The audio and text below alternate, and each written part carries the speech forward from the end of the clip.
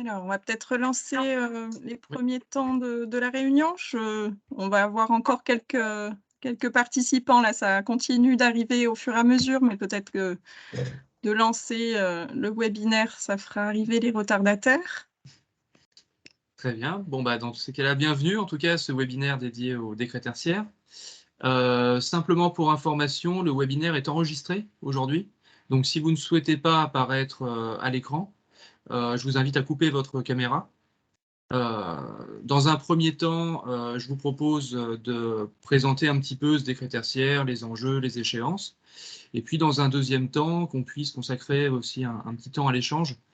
Si vous avez des questions particulières, euh, voir un petit peu où vous en êtes, vous, de votre côté. Vous pouvez prendre dans ces cas-là la parole à l'oral. Si vous ne voulez pas apparaître, encore une fois, dans l'enregistrement, vous avez un chat en haut, donc dans l'onglet Conversation, où vous pouvez poser vos questions tout au long de la présentation, hein. Éventuellement, je pourrais aussi y répondre en direct. Voilà. Donc, je vous propose qu'on attaque à ce niveau-là. Donc, ce décret tertiaire, qu'est-ce que c'est concrètement? C'est relativement simple à aborder de prime abord. C'est une obligation de réduction des consommations d'énergie pour tous les établissements tertiaires, à usage tertiaire, d'une surface plancher supérieure à 1000 m² sur une même unité foncière. Ça y est. Donc là, j'ai probablement perdu certains d'entre vous. En réalité, c'est relativement simple. Si vous avez un bâtiment qui fait 500 m² au sol sur 3 étages, vous êtes soumis. Si vous avez 3 bâtiments de 500 m² de plein pied sur un même terrain, c'est l'ensemble du périmètre qui est soumis. Voilà, donc ça, c'est relativement simple à comprendre sur cette première partie de qui est assujetti ou pas à ce décret tertiaire. Voilà. Simplement, pour ceux qui viennent d'arriver, si vous pouvez couper les micros pour éviter le petit... Voilà, parfait. Je vous remercie. Donc, réduction des consommations d'énergie pour les établissements à usage tertiaire d'une surface plancher supérieure à 1000 m² sur une même unité foncière. Voilà. Il y a des exclusions, bien entendu. Alors aujourd'hui, on a fait un webinaire qui était plutôt dédié au tourisme social, ce qui permettait d'éviter de rentrer dans la liste interminable des exclusions possibles en fonction des secteurs d'activité, que ce soit les lieux de culte, le résidentiel, les activités de production ou autres. A priori, vous n'avez pas ce type de lieu sur votre patrimoine. Bon, je le répète néanmoins, hein, si vous avez une chapelle, si vous avez des appartements ou des ateliers de production, bon, ces surfaces-là ne sont pas soumises. A priori, vous n'en avez pas. Donc, si vous avez des bâtiments supérieurs à 1000 m², vous êtes soumis à ce décret tertiaire. Concrètement, il y a 2 méthodes pour aborder ce décret tertiaire. Soit vous avez un patrimoine composé de bâtiments qui sont relativement anciens. Donc, dans ces cas-là, vous allez avoir à choisir une année de référence, comprise entre 2010 et 2019, qui servira de point de départ pour calculer vos objectifs de réduction de consommation d'énergie. Ce qui signifie qu'à horizon 2030, vous aurez moins 40% de consommation d'énergie à atteindre. Si vous consommiez 100, vous devrez consommer plus que 60. Et ensuite, vous avez par tranche de 10 ans, 10% supplémentaires à réaliser jusqu'en 2060. Ça, c'est la première méthode de calcul qui sera la plus courante. Pour la plupart d'entre vous, vous choisirez cette méthode de calcul-là.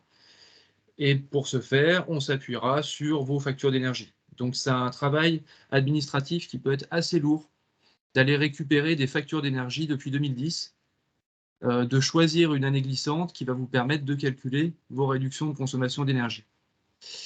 Néanmoins, c'est moins complexe que la deuxième méthode, qui va plutôt concerner des bâtiments neufs.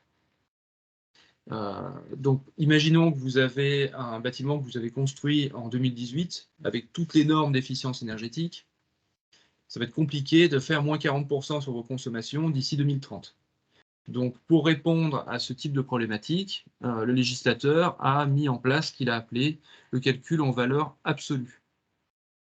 Ce qui signifie tout simplement qu'il a créé des fiches en disant, ben voilà, un bureau fait en moyenne 18 m², consomme tant pour une personne, etc., etc. Et ils ont fait des fiches pour chaque type de surface et chaque usage.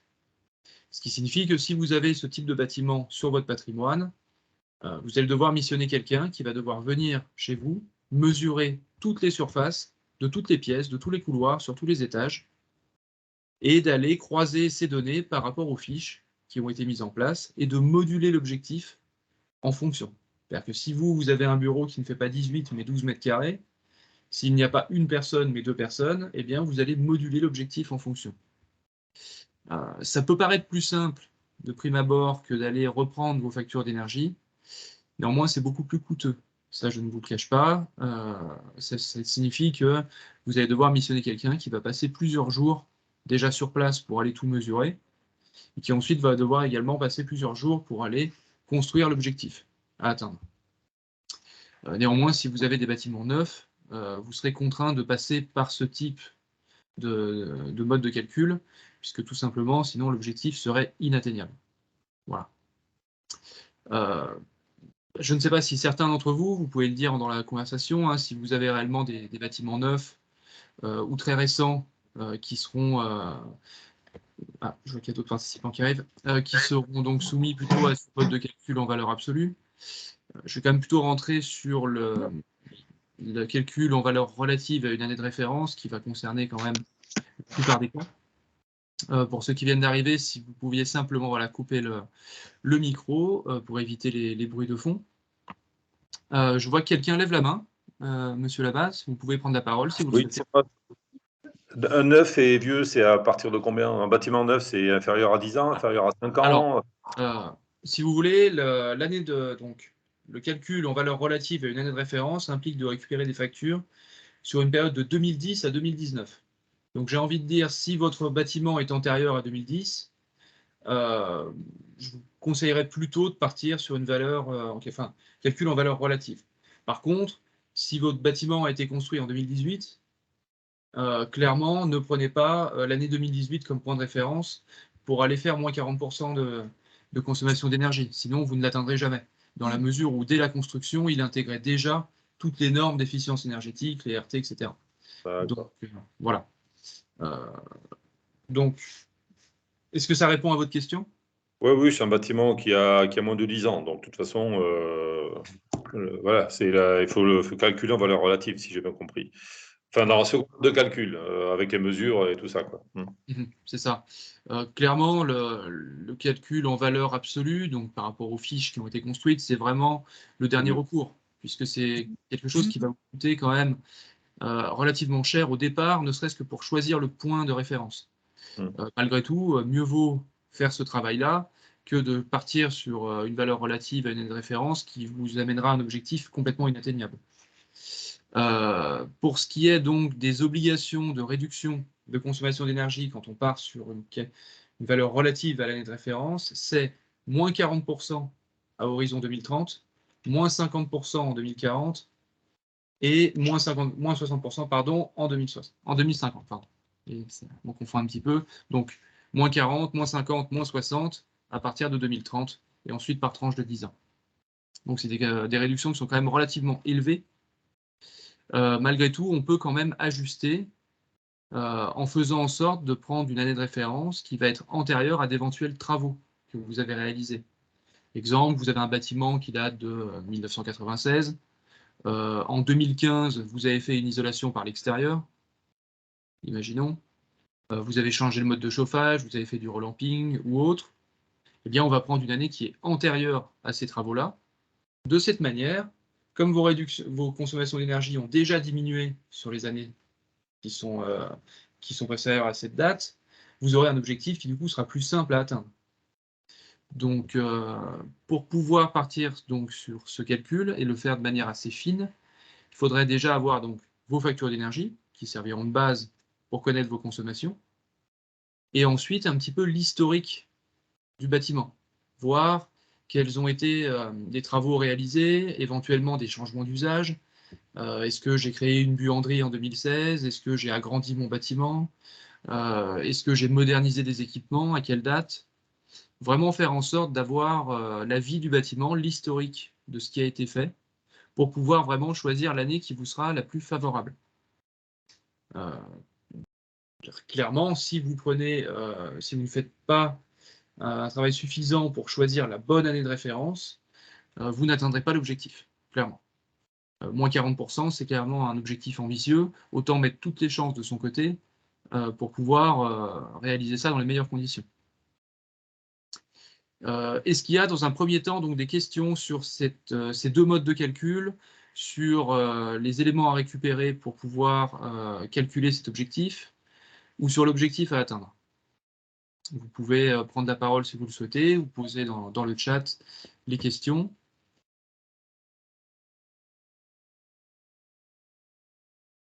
Ça a l'air d'aller, j'ai été relativement clair a priori. Encore une question. Il y a eu quand même des années exceptionnelles qui viennent de passer. On en fait quoi? Parce que quand les bâtiments ont été fermés, ça veut dire qu'il n'y a pas eu de consommation. Je parle de la crise Covid là, sur les 2 dernières années. Donc forcément, baisse des consommations. Donc comment on va jouer avec ça? Il faut surtout pas qu'on prenne ces années-là comme référence. Bon, elles sont récentes, d'accord, mais c'est là qu'on a le moins consommé. Donc si je comprends bien, on a intérêt à prendre comme année de référence celle où il y a eu la plus forte consommation. Avant travaux, avant Covid. Alors, initialement, l'année de référence, c'était entre 2010 et 2020 inclus. 2020 a été exclu d'office. Voilà, donc c'est forcément entre 2010 et 2019, pour la raison que vous venez d'évoquer. Forcément, un bâtiment qui n'a pas consommé, qui était fermé, aura du mal à réduire de 40% ses consommations en étant ouvert. Ça, c'est... voilà, donc on a exclu cette année 2020, justement, pour que les gens ne fassent pas l'erreur de prendre cette année Covid. L'année de référence, simplement, ce n'est pas forcément une année civile. Ça peut être c'est une année glissante. C'est-à-dire que vous pouvez très bien prendre de mars à mars ou d'octobre à octobre.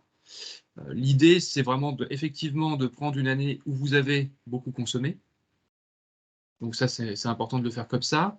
Simplement, ce n'est pas la seule composante du mode de calcul. C'est-à-dire que la température qu'il va y avoir l'hiver, qu'il y a eu cet hiver-là, module l'objectif également. Donc c'est un calcul qui est relativement complexe malgré tout à effectuer. Vous ne pouvez pas simplement prendre vos factures et dire j'ai plus consommé sur l'année 2016, je n'ai pas fait de travaux avant cette date, je prends cette année-là. Pour moi, clairement, c'est presque un travail d'ingénieur d'aller choisir efficacement cette année de référence. Je vous donne la parole juste après, hein, Monsieur Vigier. Simplement, moi, ce que je peux voir actuellement, donc c'est énormément d'acteurs se sont lancés dans l'accompagnement des décrets tertiaires, des bureaux de contrôle ou autres. Beaucoup vous diront, nous, on prend l'année de référence 2010. Voilà, on prend du 1er janvier au 31 décembre 2010 pour tout le monde. Et ils vous facturent ça relativement cher. Clairement, pour moi, c'est pas une solution qui est adaptée ou efficiente. C'est vraiment, il faut aller prendre toutes les consommations sur les 9 années, enfin sur les 10 années, et d'aller prendre l'année glissante la plus favorable en fonction des consommations, de la température de l'hiver, etc. Et là, vous aurez clairement un objectif qui sera plus simple à atteindre. Oui, donc Monsieur Vigier, vous avez levé la main, je vous laisse la parole. Alors, il faut simplement penser à rallumer le micro. Autant pour moi. J'ai acheté les bâtiments en 2020, donc pour trouver une année de référence, ça va être compliqué. Oui, oui, effectivement. Vous n'avez du coup pas l'historique de l'ancien propriétaire. Voilà, ça c'est typiquement les cas d'école. Parce que techniquement, donc il fait plus de 1000 m², j'imagine. Bien sûr. Voilà, usage tertiaire, hein, c'est pas du culte, c'est pas voilà.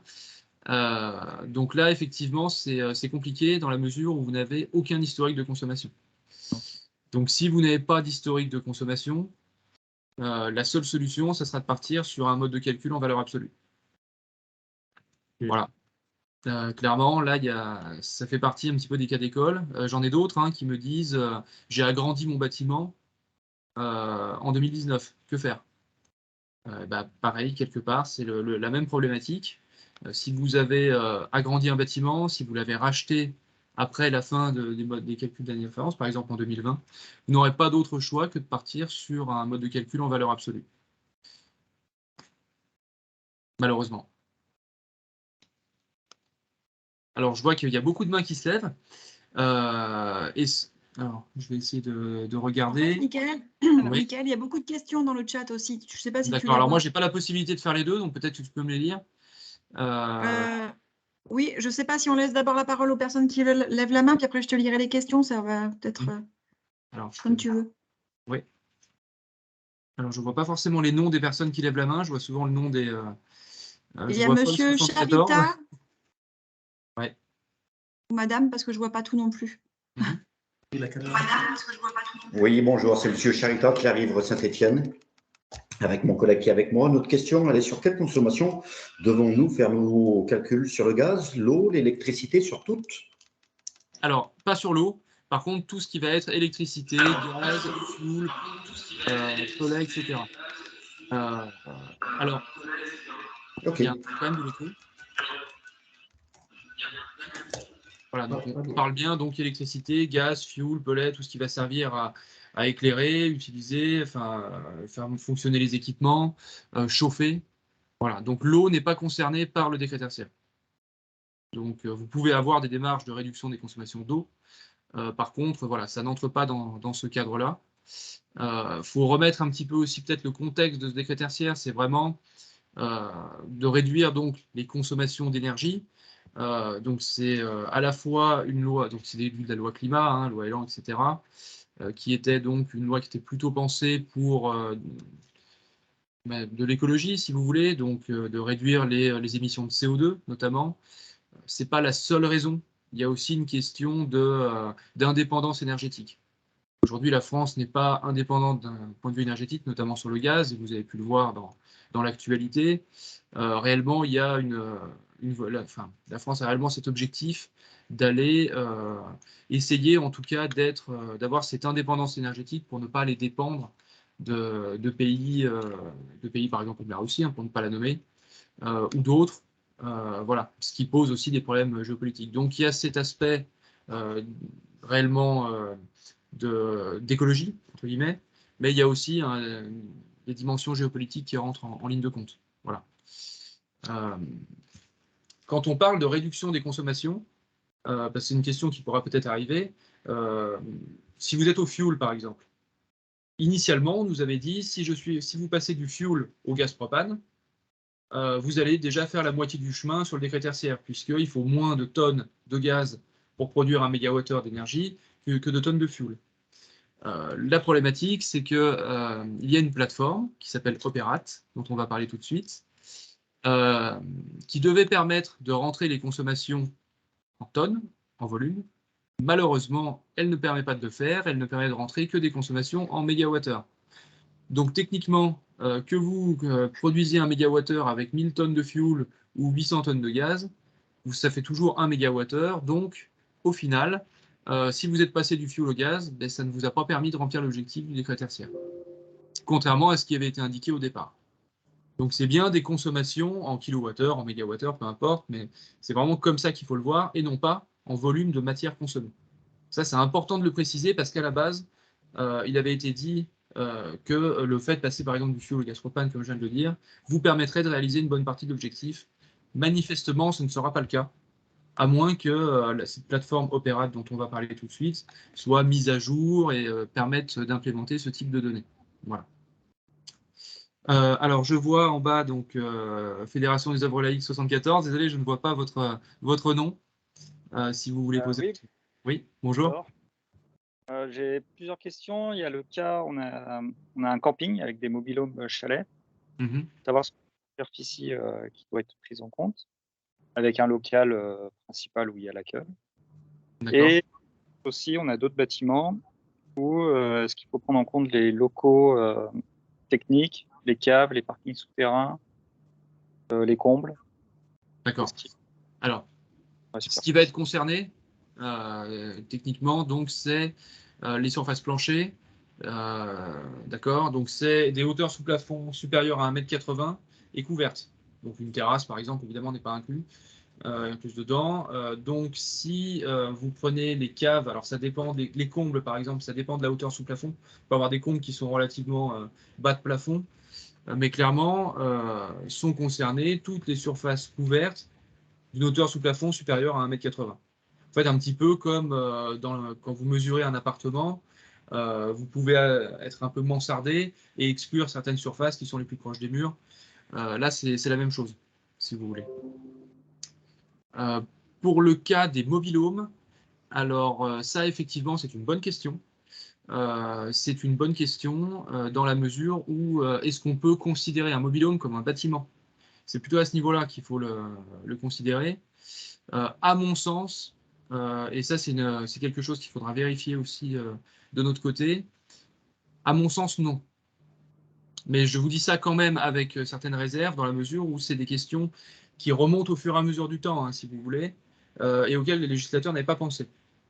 Au moment où ils ont sorti une loi, alors je vois que ça en fait sourire certains, mais clairement aujourd'hui, pour certains établissements, on se retrouve dans des situations qui sont très complexes.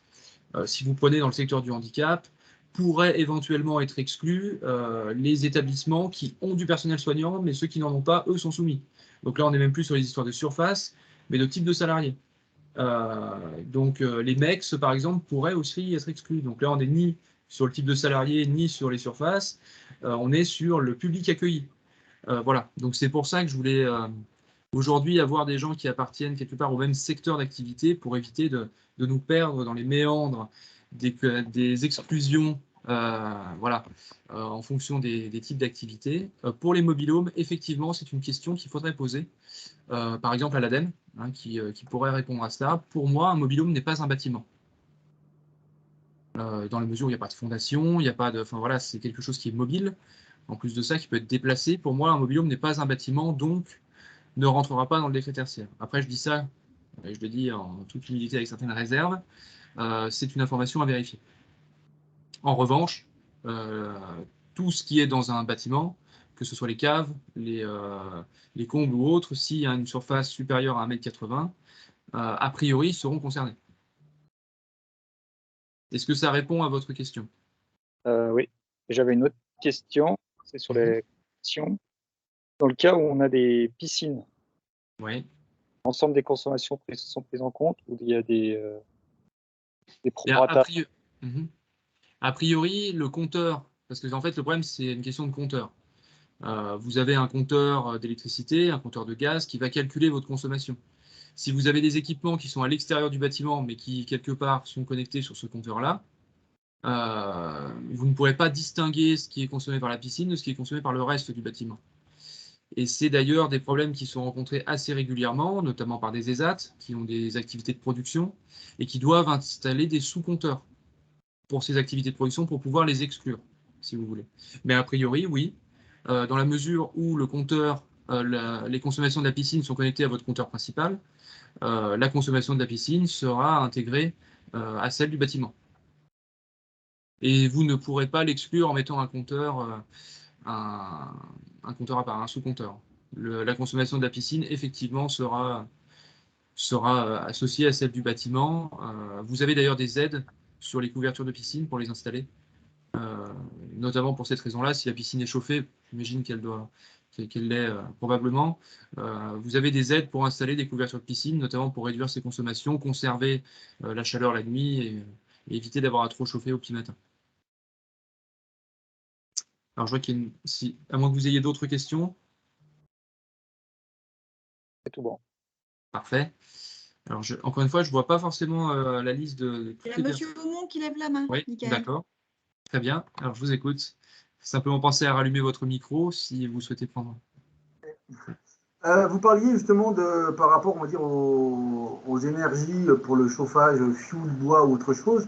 Du coup, le calcul, il doit être fait par rapport à la puissance de la chaudière pour calculer les consommations. Parce que du coup, quand tu passes du bois ou du fioul, enfin, tu connais le nombre de litres que tu passes, mais ou le nombre de tonnes de bois, mais en termes de conso, pour calculer ça. Effectivement. Ça, c'est lié en réalité, donc, comme je le disais, à une plateforme qui s'appelle Operat. Donc, je vais simplement dire ça et vous allez voir, ça va répondre à votre question dans la fin de cette présentation. Pour pouvoir centraliser toutes ces données de consommation. Donc, ce qui doit être fait d'ici le 30 septembre de cette année. D'ici le 30 septembre de cette année, vous aurez dû analyser toutes vos consommations d'énergie depuis 2010, choisir l'année de référence et avoir rentré l'ensemble de ces données dans la plateforme qui s'appelle Operat, qui a donc été mise en place par l'ADEME, et dans laquelle vous allez devoir mettre donc vos consommations en mégawattheure, effectivement. Quand vous êtes connecté à... Par exemple, si vous êtes à l'électricité ou au gaz naturel, effectivement, c'est relativement simple, puisque vous avez une facture, et sur cette facture, vous avez vos consommations d'énergie. Effectivement, quand vous êtes au pellet, c'est plus compliqué. C'est plus compliqué à faire. Et là, clairement, eh ben oui, c'est pas tant la puissance qui va déterminer la consommation, c'est deux choses qui sont différentes. Mais effectivement, il va falloir convertir la quantité de matière que vous avez consommée en mégawattheure pour pouvoir implémenter Opera. Donc ça, rassurez-vous, à mon sens, hein, sur tout ce que je viens de dire là, n'essayez pas de faire ça tout seul. C'est-à-dire que réellement, il y a des acteurs aujourd'hui alors qui sont peu scrupuleux, comme l'isolation des combles, et qui vous proposeront des solutions coûteuses et peu adaptées, mais d'autres, en revanche, qui ont une analyse assez fine et qui pourront aller justement faire cette analyse sur si vous êtes au pellet ou si vous êtes au propane ou autre. Voilà. Donc, mais effectivement, c'est des cas d'école. À la base, ils n'avaient pensé ça que pour l'électricité et le gaz naturel. Ils se sont dit, bon, bah, ils ont tous leurs factures depuis 20 ans. Et puis ils vont aller regarder, cumuler, rentrer dans Opérate, et puis au moins ça sera réglé. Et puis au fur et à mesure du temps, des problématiques comme celles que vous venez d'évoquer se sont présentées, ce qui donne lieu à des arrêtés, des modifications en cours de route. Initialement, pour rappel, l'ensemble des choix de l'année de référence, analyse des consos, chargement des données dans Opérate, devait être fait avant le 30 septembre de l'année dernière. Les pouvoirs publics ont communiqué en disant il y a eu le Covid, on va faire un geste vers les établissements tertiaires pour leur donner une année de plus. En réalité, la version officieuse, c'est plutôt que la plateforme Opérate ne fonctionnait pas. Voilà. Et d'ailleurs, ne fonctionne toujours pas réellement correctement. Elle a été remise en ligne là au début avril. Elle n'était pas tout à fait opérationnelle. Voilà, donc c'est plutôt un problème de SI qu'un problème de crise sanitaire sur ce point-là. Mais enfin, il ne faut pas le dire parce qu'ils ont communiqué sur le.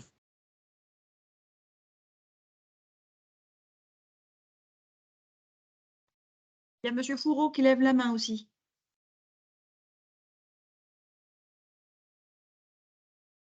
Oui, bonjour. Désolé, j'ai mis beaucoup de temps à me connecter, ce n'était pas simple. J'ai deux bâtiments qui sont concernés. Vous m'entendez? Allô? Excusez-moi. Oui, on vous entend. On t'entend. Voilà, excusez-moi, un petit problème de connexion. Ça, malheureusement, un peu de gens au siège qui font des Teams également.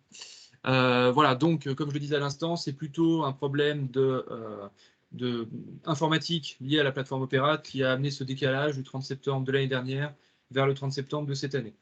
Mais gardez en tête cette première échéance, qui est le 30 septembre de cette année, où vous aurez dû récupérer vos factures, analyser vos consommations, choisir l'année de référence et implémenter les données dans Opérate. Ou faire venir un professionnel qui va mesurer toutes les surfaces, tous les usages et moduler votre objectif par rapport au calcul en valeur absolue. Tout ça, ça doit être fait avant le 30 septembre de cette année. Voilà, donc je ne vois pas des yeux ronds qui s'ouvrent derrière mon écran. Donc bon, je pense que vous aviez déjà vu cette échéance, donc qui était au 30 septembre, qui a été décalée donc, en fin de cette année. Il va y avoir d'autres échéances ensuite. Réellement, le choix de cette année de référence, c'est la première étape. Ensuite, il faudra implémenter les données chaque année. Chaque année, vous allez devoir rentrer les données de l'année écoulée dans Opérate. D'ici 2025, vous aurez dû mettre en place un plan d'action, c'est-à-dire avoir fait un diagnostic énergétique. Ça, c'est essentiel pour pouvoir ensuite faire financer les éventuels travaux et puis pour savoir réellement ce qui va être efficace en termes d'action à mettre en place. Donc d'ici 2025, vous allez devoir dresser un plan d'action disant voilà ce que je vais faire avec un calendrier pour atteindre mon objectif de 2030, pour atteindre celui ensuite de 2040 et celui de 2050. Voilà. Donc je vais revenir ensuite plus en détail sur quel type de travaux on peut mettre en place, dans quel ordre, qu'est-ce qui va être réellement efficace, qu'est-ce qu'il faut faire en premier, enfin voilà, ça, donc s'il y avait des questions là-dessus, c'est prévu que j'en parle donc dans un deuxième temps. Je vois qu'il y a des mains qui se lèvent. Monsieur Fourreau-Boson, si vous voulez prendre la parole, je vois que vous avez levé la main. Simplement penser à oui, désactiver le micro. Merci. Oui, désolé, je suis arrivé en retard, j'ai des problèmes de connexion Teams. J'ai deux bâtiments qui sont concernés. L'un était au fioul, il est passé au gaz en 2015. Et là, récemment, en 2020, il est passé avec une chaufferie biomasse. Donc, on est chauffé par de l'eau chaude qui vient d'une chaufferie municipale. Et l'autre qui est passé directement en 2020 du fioul à la chaufferie bois. D'accord. Alors, comme je le disais, bon, je l'ai dit juste avant, mais je vais le répéter parce que c'était un point important. Initialement, si vous voulez, devait être pris en compte non pas la consommation.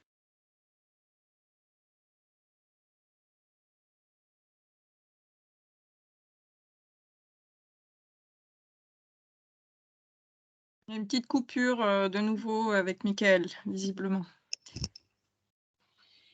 On va peut-être essayer de réduire les apparitions caméra pour alléger peut-être la bande passante, si vous pouvez couper votre caméra quand vous ne l'utilisez pas. Merci beaucoup. Et en attendant le retour de Mickaël, vu qu'il avait déjà donné la réponse, est-ce que quelqu'un avait bien intégré la réponse? On va faire ça participatif. Non, Victor, vu qu'il avait répondu à ta question, c'était clair pour toi? Oui, après, c'était juste de savoir, par rapport à ce mode de calcul, si on a juste à calculer la consommation en fuel et en bois, enfin voilà, on va pas payer entre guillemets tout un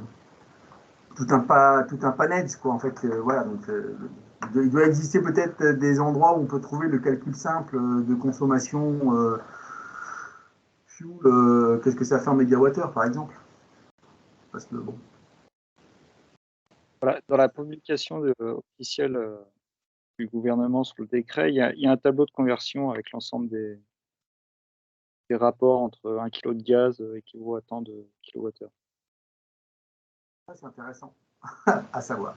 Parce que je pense qu'on est beaucoup à utiliser du fuel, aujourd'hui même du bois. Enfin voilà, il y a quand même beaucoup de... Que ce soit même bois déchiqueté, tu vois. Ce serait intéressant de l'avoir effectivement les valeurs. Si ça peut être partagé après un jour sur le réseau, ça peut être bien.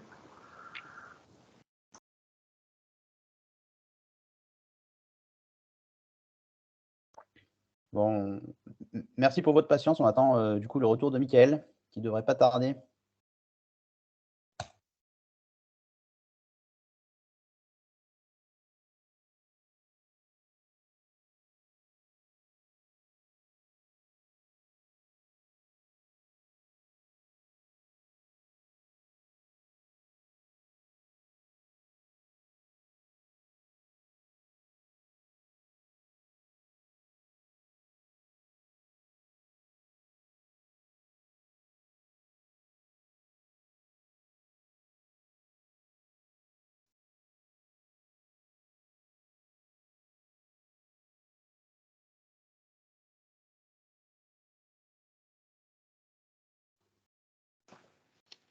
Le revoilà. Bon, je suis vraiment désolé.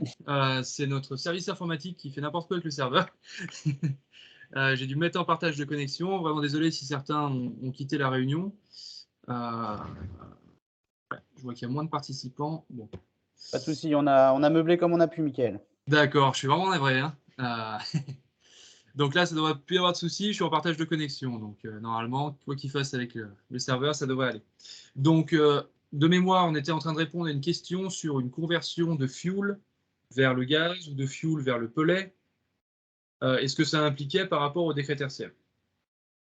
C'était bien la question qui était en cours au moment où je suis parti.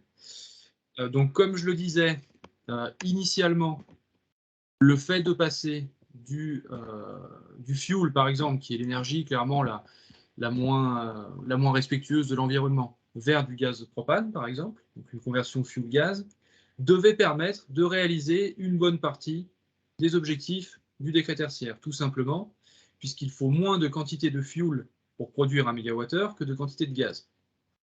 La problématique qui s'est posée, c'est que la plateforme Opérate qui permet de calculer, donc de rentrer les données et puis de calculer les objectifs et de voir où on en est, ne permet pas de rentrer des tonnes, des kilos ou enfin du volume. On ne peut rentrer que des consommations en mégawattheure.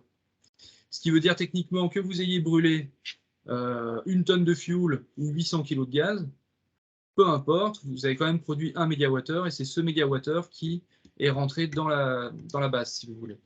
Donc, il est possible que l'ADEME fasse évoluer sa plateforme d'ici le 30 septembre pour vous permettre de rentrer ces données-là, mais a priori, en tout cas aux dernières nouvelles, ne pouvaient être implémentées que des données en mégawattheure, ce qui est du coup pénalisant pour ceux qui ont fait le choix de rentrer sur une démarche qui est quelque part vertueuse pour l'environnement, de basculer du fuel vers du gaz, vers du biomasse ou du pellet, donc qui est beaucoup plus respectueuse de l'environnement. Est-ce que ça répondait à votre question? Moi, j'en ai une proche. C'est parce que dans la question de Jacques Labatte, dans la question de Olivier, il y avait la bascule sur des réseaux de chaleur. Et ça va être le cas de Monsanto, c'est prévu d'ici 2 ans. Donc, à ce moment-là, ça devient du collectif. Et j'imagine que ça renvoie à des calculs qui sont de répartition dans le chauffage collectif sur l'ensemble des bâtiments. C'est quelque chose comme ça, non? Oui, alors normalement, vous avez quand même, vous, le détail de vos consommations par rapport sur ce réseau de chaleur. On a la consommation actuelle et ce n'est pas encore basculé. Mais dans ce que soulevait Olivier tout à l'heure, il venait de le faire, si j'ai bien compris. Donc, c'est vrai que ça complique probablement les calculs, mais c'est qu'un problème de calcul. Mais puis, il faut se référer au fournisseur d'énergie à ce moment-là, qui doit lui-même calculer comment il fournit sur son propre réseau. Mais après, on est plutôt dans les solutions, j'imagine que vous devez aborder tout à l'heure. Oui, alors effectivement, il y a des cas d'école comme ça. Moi, j'ai eu le cas notamment d'établissements différents qui s'étaient réunis pour faire une mini sorte, mais qui ne divisaient pas forcément leur consommation, qui n'avaient pas le détail de ce que chacun consommait. Et effectivement, ça pose. Ah.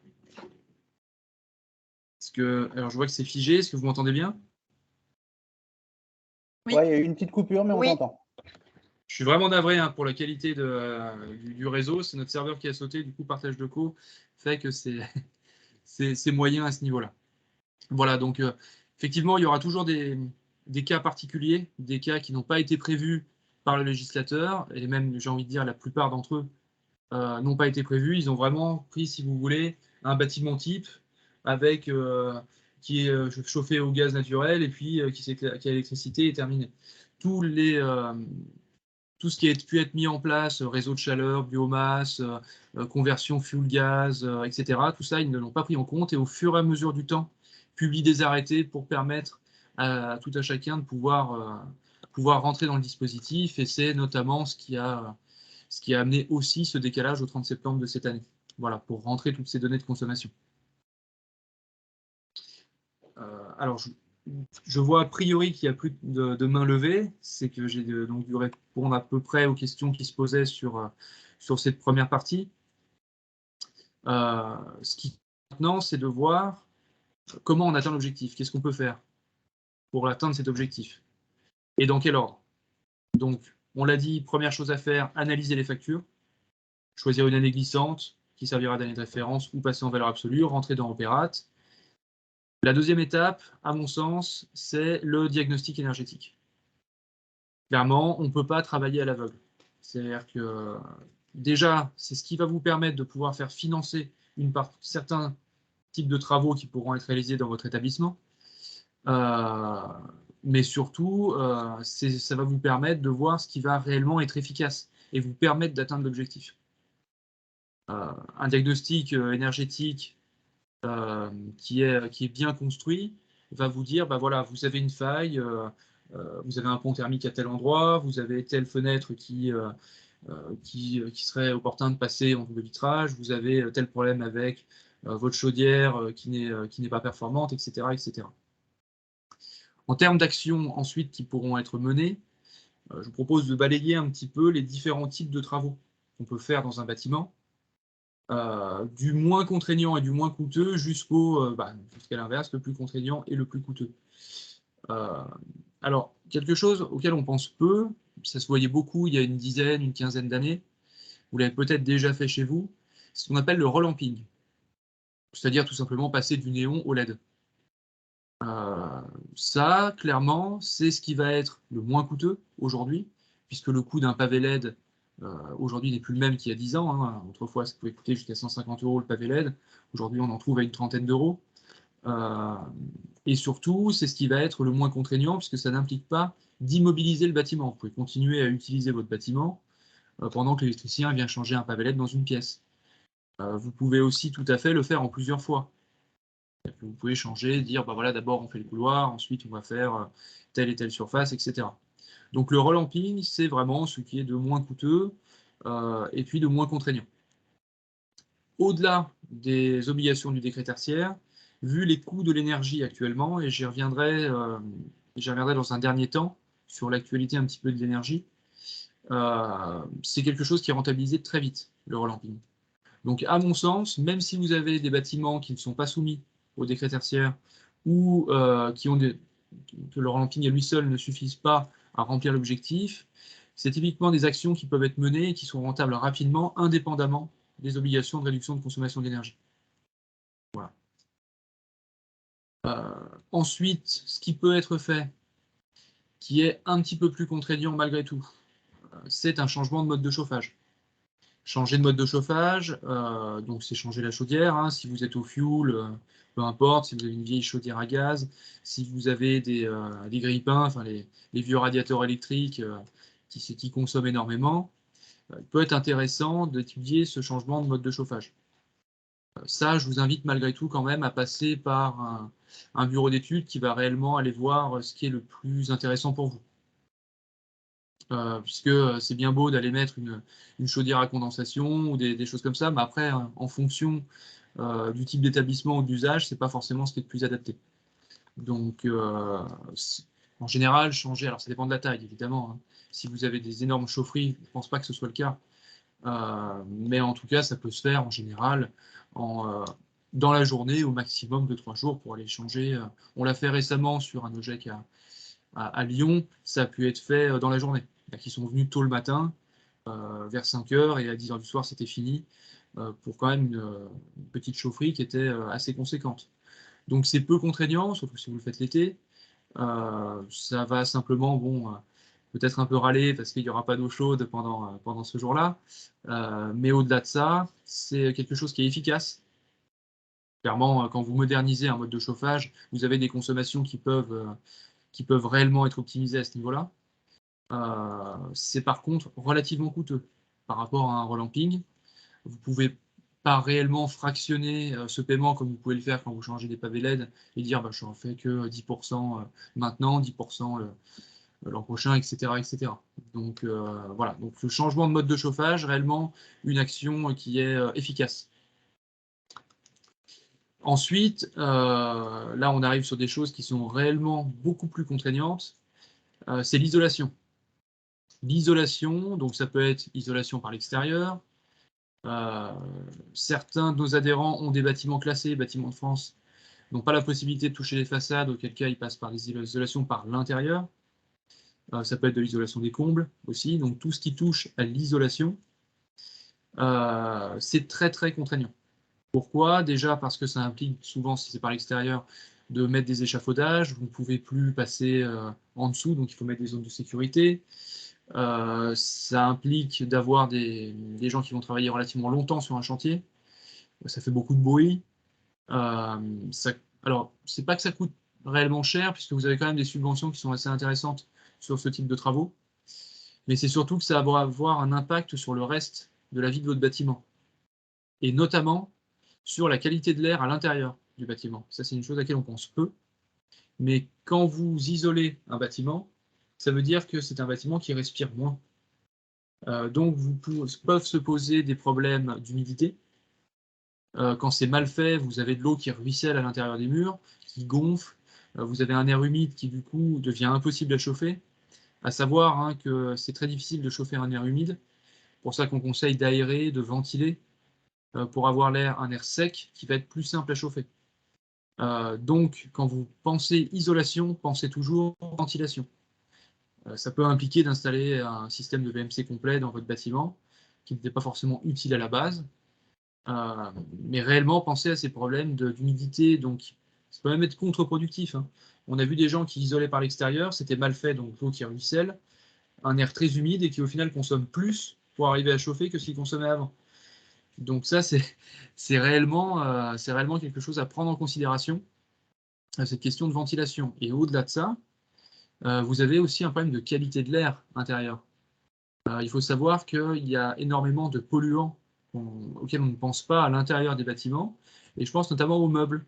Quand vous achetez du mobilier laqué, vous savez, chez les grandes enseignes ou autres, c'est actuellement une des plus grosses sources de pollution à l'intérieur des bâtiments. C'est rempli de formaldéhyde, d'autres choses de ce type-là. Il faut savoir que quand vous achetez un meuble, les meubles en kit, voilà, on ne citera pas de marque, théoriquement, vous êtes censé le laisser pendant 3 semaines à l'extérieur, si vous voulez réellement évacuer tous les polluants qui sont à l'intérieur. Et c'est pour ça que vous avez maintenant des obligations, alors c'est plutôt dans le secteur de la petite enfance, de mesures de qualité de l'air intérieur. Alors, ça commence par le CO2, mais ensuite ça va amener sur d'autres choses. C'est déjà le cas sur le benzène, et ça va être le cas sur le formaldéhyde. Donc, qui dit isolation, dit bâtiment qui respire moins, et donc des polluants qui peuvent s'accumuler. Et ça va impacter en fonction du public que vous accueillez, mais aussi vos salariés dans les bâtiments. Parce qu'il y a aussi des normes dans le Code du travail de qualité de l'air intérieur. Voilà, vous êtes quand même censé veiller donc à la sécurité des personnes qui sont amenées à travailler à l'intérieur du bâtiment. Donc là, c'est plutôt le Code du travail. Donc réellement, sur l'isolation, je dis oui, parce qu'effectivement, il y a beaucoup de subventions, c'est très efficace. Par contre, attention à tous les à côté. Et attention aussi, même une fois que vous avez tout pris en considération, vous avez peut-être éventuellement fait appel à un bureau d'études pour voir, vous avez fait vos diagnostics énergétiques, etc. Vous vous lancez avec un partenaire. Attention à qui vous allez ensuite confier la tâche de la réalisation des travaux. Puisqu'on a vu il y a quelques années, notamment l'isolation des combles, des acteurs peu scrupuleux qui sont venus se greffer avec ce qu'ils appelaient l'isolation à 1 €. Évidemment, ça ne coûtait pas 1 €.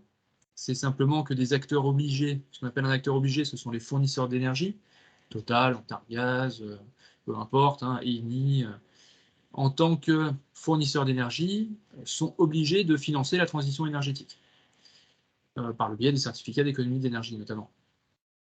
Ils ont confié donc, ils rachètent, si vous voulez, ces fameux C2E, alors on ne va peut-être pas rentrer dans le détail, mais concrètement, celui qui venait faire l'isolation des combles, la facture allait être de 10 000 ou 15 000 €, mais vous ne payez que 1 €, parce que derrière, c'est Total ou autre qui allait régler réellement la facture. Il faut savoir que d'ailleurs, Total s'est fait retoquer une partie de ces C2E à ce niveau-là, puisqu'ils n'ont pas vérifié que les acteurs qui venaient faire l'isolation des combles le faisaient correctement. Ils ont d'ailleurs dû rembourser plusieurs millions d'euros à ce niveau-là. Et du coup, vous vous retrouvez, vous, dans un bâtiment, avec une isolation des combles qui a été mal faite, des combles qui sont donc complètement hors d'usage, avec des matériaux qui ont pu complètement attaquer les surfaces qui étaient à l'intérieur de vos combles, et puis avec une réduction d'énergie qui est inexistante, puisqu'ils vous ont mis 5 cm de poudre qui n'était pas du tout adaptée, juste pour pouvoir encaisser les fameux C2E. Voilà. Donc réellement, attention à ce niveau-là, aux partenaires que vous allez choisir pour réaliser les travaux. Voilà. Autant un relamping, c'est relativement simple, c'est un électricien qui vient poser un pavé LED, à moins de tomber sur quelqu'un qui a vraiment deux mains gauches, il y a quand même peu de chances qu'il ne fasse pas les choses correctement, et quand bien même, au pire, vous aurez un pavé LED qui ne fonctionne pas. Bon, ça ne sera pas très difficile à récupérer. Une isolation mal faite, c'est une catastrophe derrière. Donc voilà. J'ai voulu m'attarder un petit peu sur cette question de l'isolation, parce qu'à mon sens, c'est là qu'il y a le plus gros risque pour vous. Parce qu'on rentre vraiment dans le monde des travaux, avec tous les écueils qu'on peut rencontrer dans ce secteur-là. Donc, et puis, des choses à penser autour de cette isolation. Autre chose qui peut être mis en place, et ça par contre c'est très intéressant, c'est tout ce qui touche au photovoltaïque. C'est-à-dire, vous allez installer des panneaux solaires, donc soit sur des toitures, soit sur des ombrières si vous avez des parkings, et du coup vous allez passer sur de l'autoconsommation. Vous allez consommer vous-même l'énergie que vous allez produire. Vous avez bien entendu aussi la possibilité de revendre cette énergie. Sur le réseau, par exemple, si votre établissement est fermé à certaines périodes de l'année, vous pouvez revendre ça sur le réseau. Malheureusement, malgré le fait que les coûts d'énergie soient très élevés quand vous les achetez, il reste très faible quand vous le vendez. Donc, vous allez vendre à 60 et vous allez racheter à 400. Donc, voilà, c'est pas très rentable de revendre. C'est mieux que de le laisser perdre quelque part, mais je partirais plutôt sur un projet d'autoconsommation.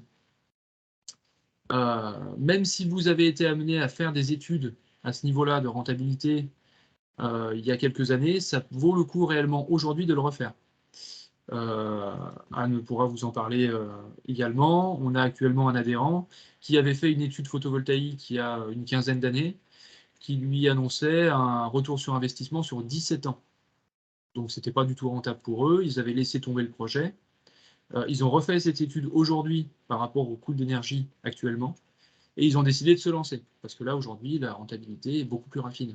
C'est-à-dire qu'ils vont être rentables sur 5-8 ans à peu près. Donc, des travaux qui ont pu vous paraître peu rentables ou en tout cas que vous avez laissé de côté par le passé peuvent être reconsidérés aujourd'hui par rapport au prix de l'énergie.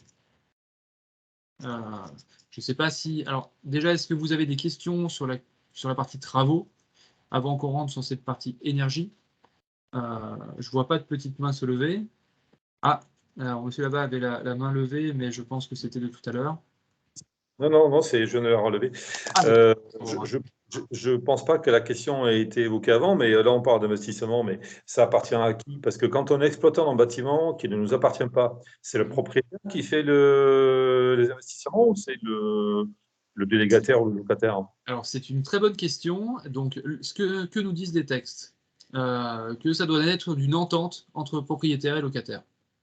Voilà ce que nous disent les textes. Moi, j'ai fait la demande à un de nos bureaux de contrôle partenaires qui se sont mis autour d'une table, une quinzaine, hein, les ingénieurs, le service juridique, etc., qui ont décrypté les textes pour nous. Et clairement, aujourd'hui, le texte nous dit que la charge des travaux, en tout cas à qui revient la charge des travaux, qui paye concrètement, eh bien ça doit naître d'une entente entre propriétaire et locataire. Et si ce n'est pas fait, les deux sont sanctionnés. Donc, la première chose à faire, à mon sens, c'est de regarder dans le bail. Si vous avez des baux amphithéotiques, alors ce n'est pas forcément le cas chez vous, mais nous, on le voit hein, régulièrement, des adhérents qui se font donner des bâtiments, entre guillemets, donc qui ont des baux qui courent sur 99 ans ou sur 10 ans, peu importe, mais qui laissent à leur charge l'intégralité des travaux. Dans ces cas-là, pour eux, si vous avez un bail amphithéotique, effectivement, ce sera complètement à la charge de l'exploitant. Par contre, si vous avez effectivement un bail commercial classique, que vous êtes locataire d'un bâtiment que vous exploitez, ou à l'inverse, que vous êtes propriétaire d'un bâtiment que vous louez, il va falloir vous mettre d'accord avec votre locataire sur à qui appartient la charge de ces travaux. Voilà, alors, voir le contrat, puisque en l'occurrence, c'est un contrat de fermage. Donc, ça concerne, ça dépend si les LED, j'imagine que c'est le locataire, parce que c'est une question de durée de vie, en fait, après, de l'investissement ou durée d'amortissement. Alors, effectivement, c'est compliqué, hein, clairement. Alors, à mon sens, effectivement, tout ce qui va toucher aux équipements, aux LED dont vous avez parlé, enfin, ça, c'est a priori à la charge du locataire. Tout ce qui va toucher à l'immeuble, donc tout ce qui va être de l'isolation par l'extérieur ou autre, ça peut être pris par le propriétaire. Mais quid d'un cas où vous êtes exploitant d'un bâtiment où le propriétaire refuse de financer toute forme de travaux?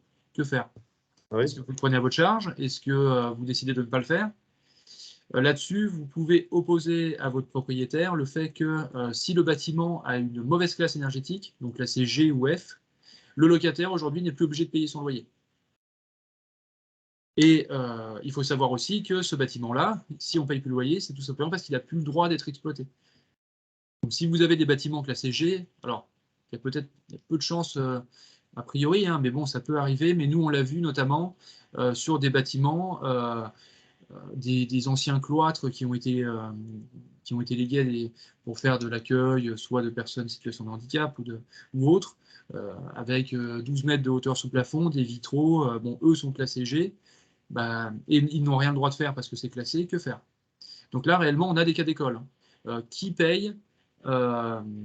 Ça, c'est vraiment une question à laquelle le législateur ne répond pas et dit ça doit être d'une entente entre propriétaire et locataire.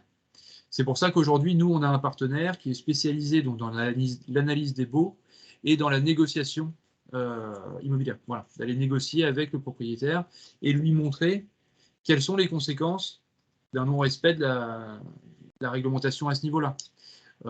Aujourd'hui, clairement, les amendes, parce qu'il y aura des amendes, hein, sont relativement faibles. On parle de 7 500 €, 15 000 € en cas de récidive.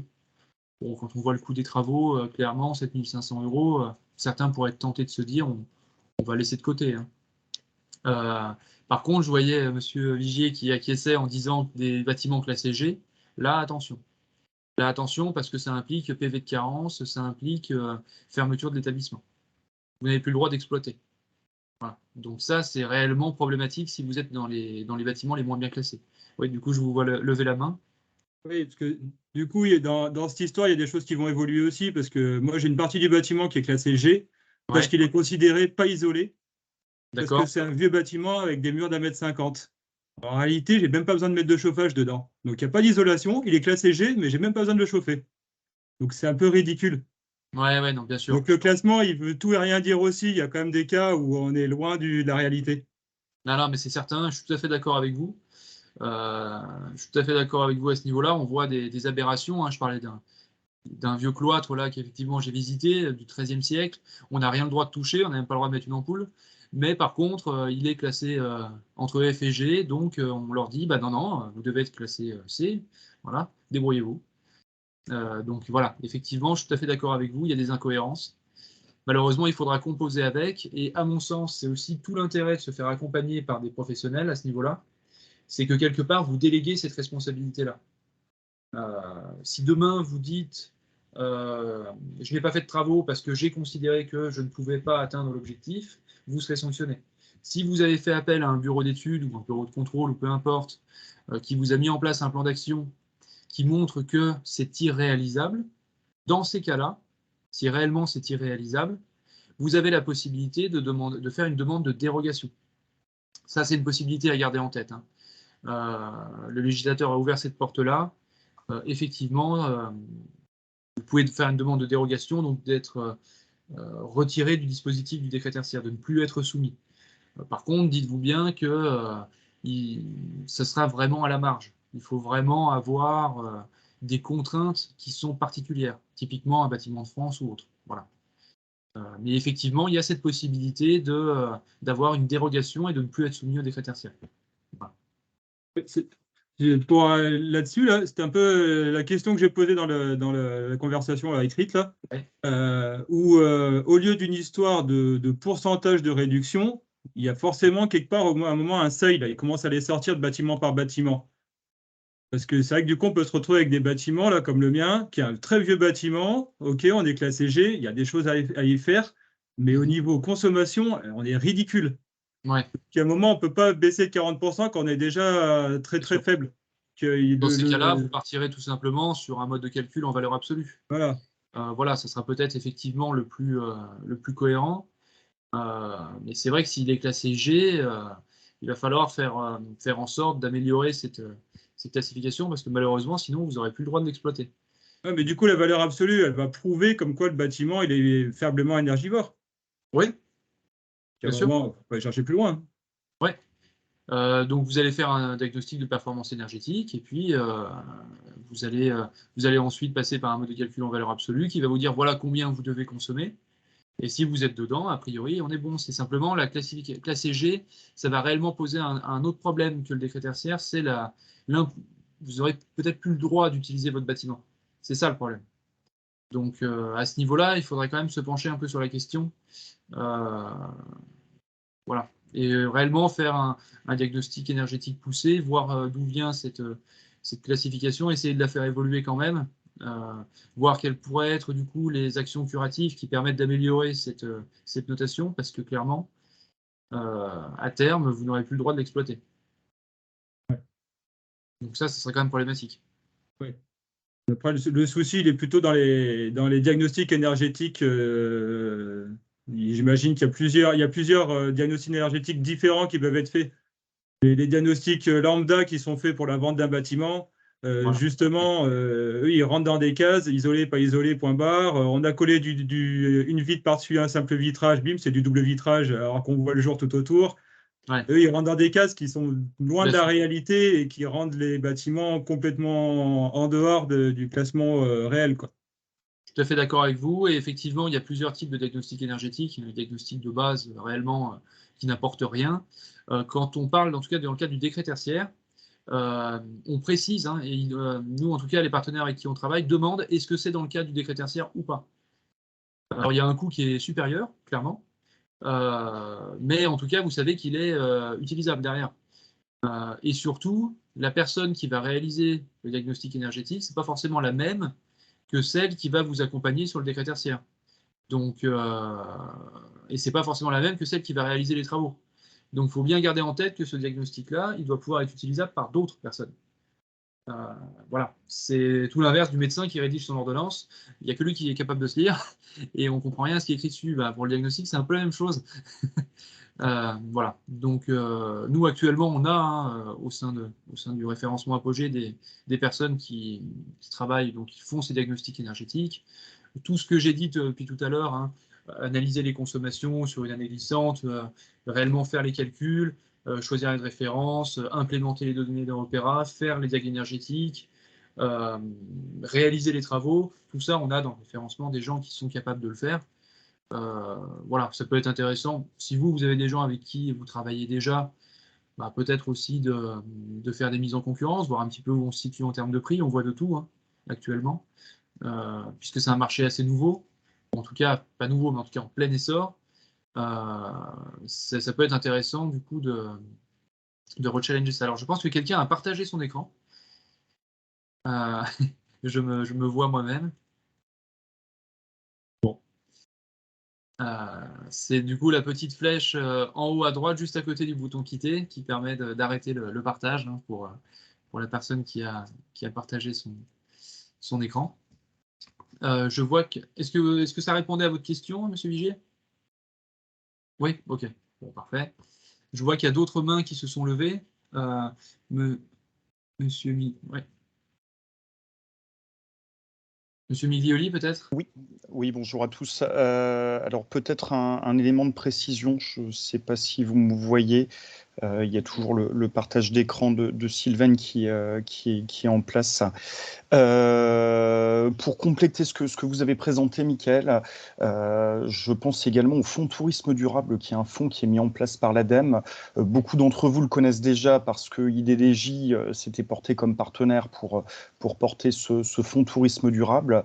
Il ne permettra évidemment pas d'atteindre les objectifs ambitieux qui sont fournis par le décret tertiaire parce que celui-ci, le fonds ne permet pas d'avoir des lourds travaux de rénovation, d'isolation comme vous avez pu le présenter.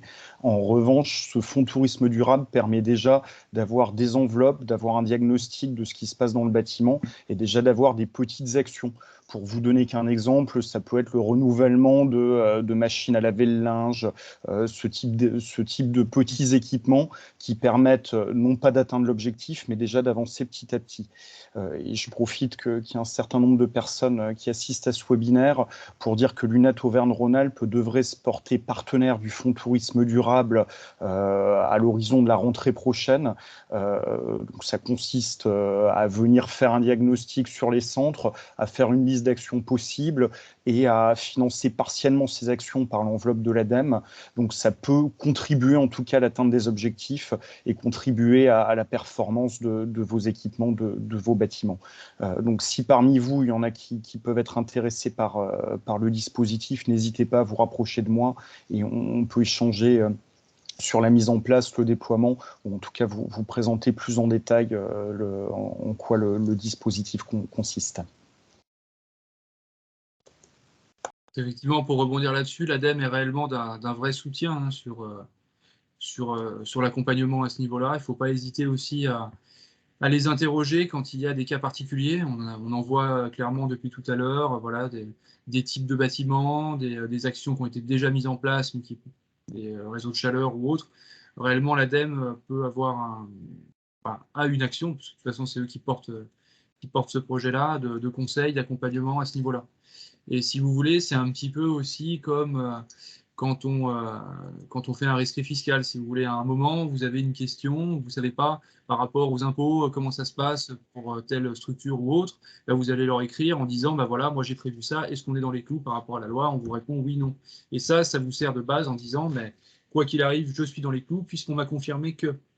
Et l'ADEME a aussi une action à ce niveau-là.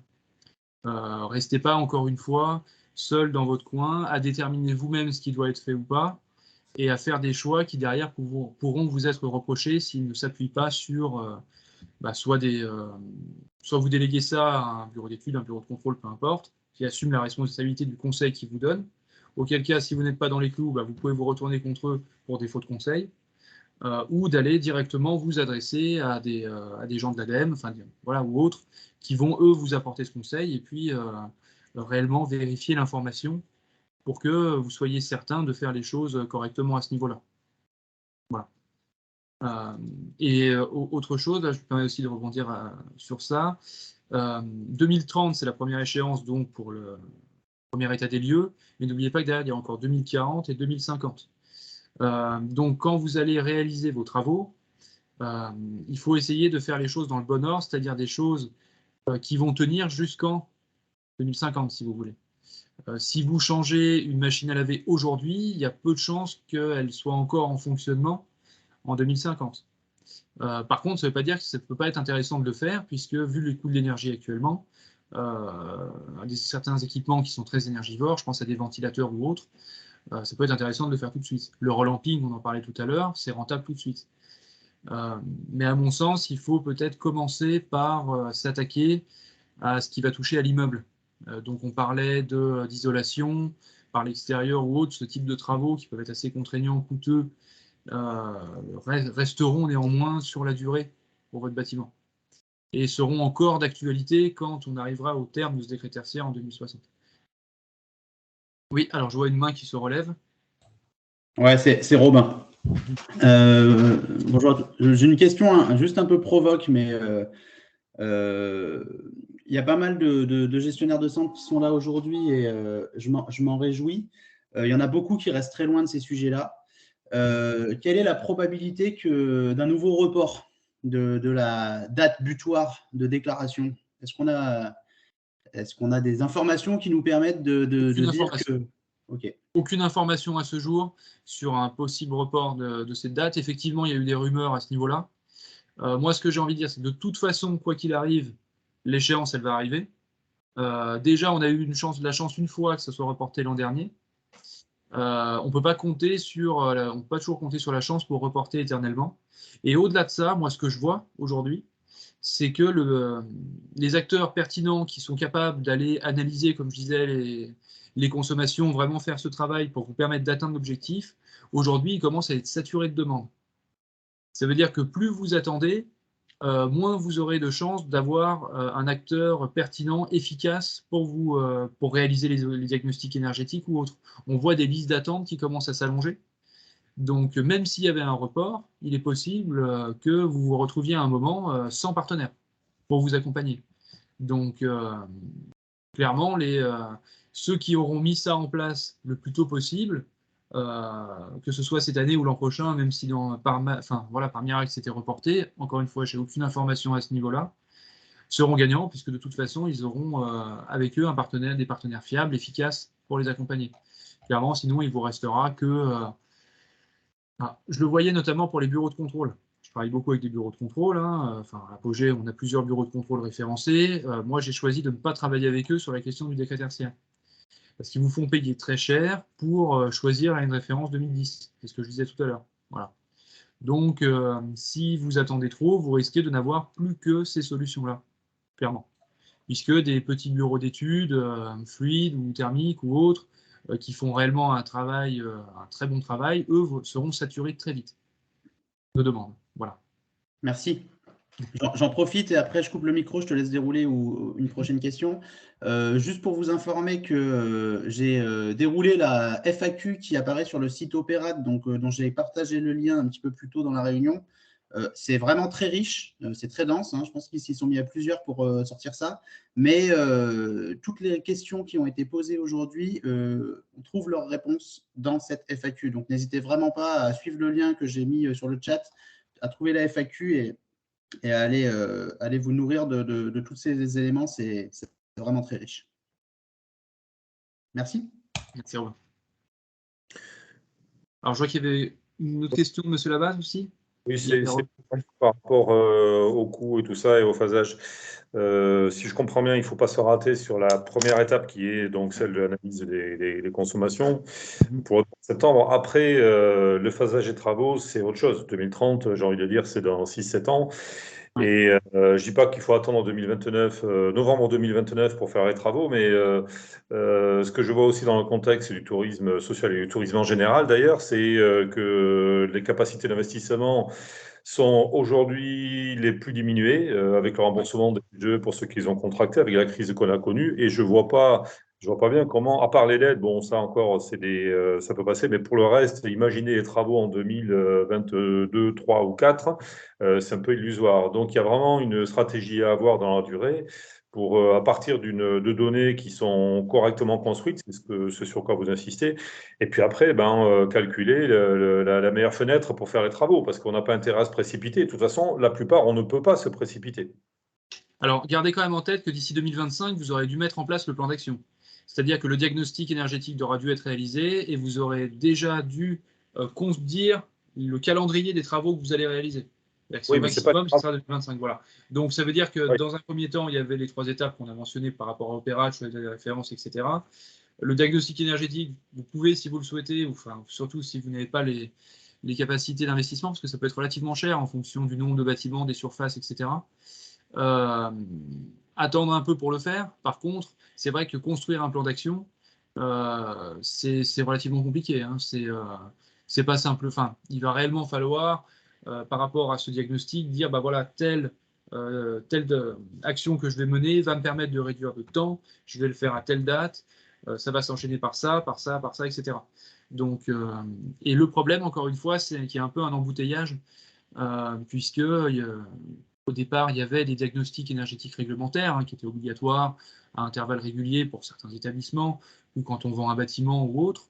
On voit que ce décret tertiaire a réellement créé une demande à laquelle l'offre ne peut pas répondre. Donc on a beaucoup d'acteurs qui se lancent là-dedans, qui ne sont pas toujours très pertinents, c'est difficile de faire le tri. Et moi j'aurais tendance à dire, même si vous ne faites pas les investissements tout de suite, au moins sur ces étapes d'analyse, d'essayer de le lancer le plus rapidement possible, pour avoir des partenaires qui sont efficaces, qui sont fiables et puis qui vont vous accompagner sur la durée.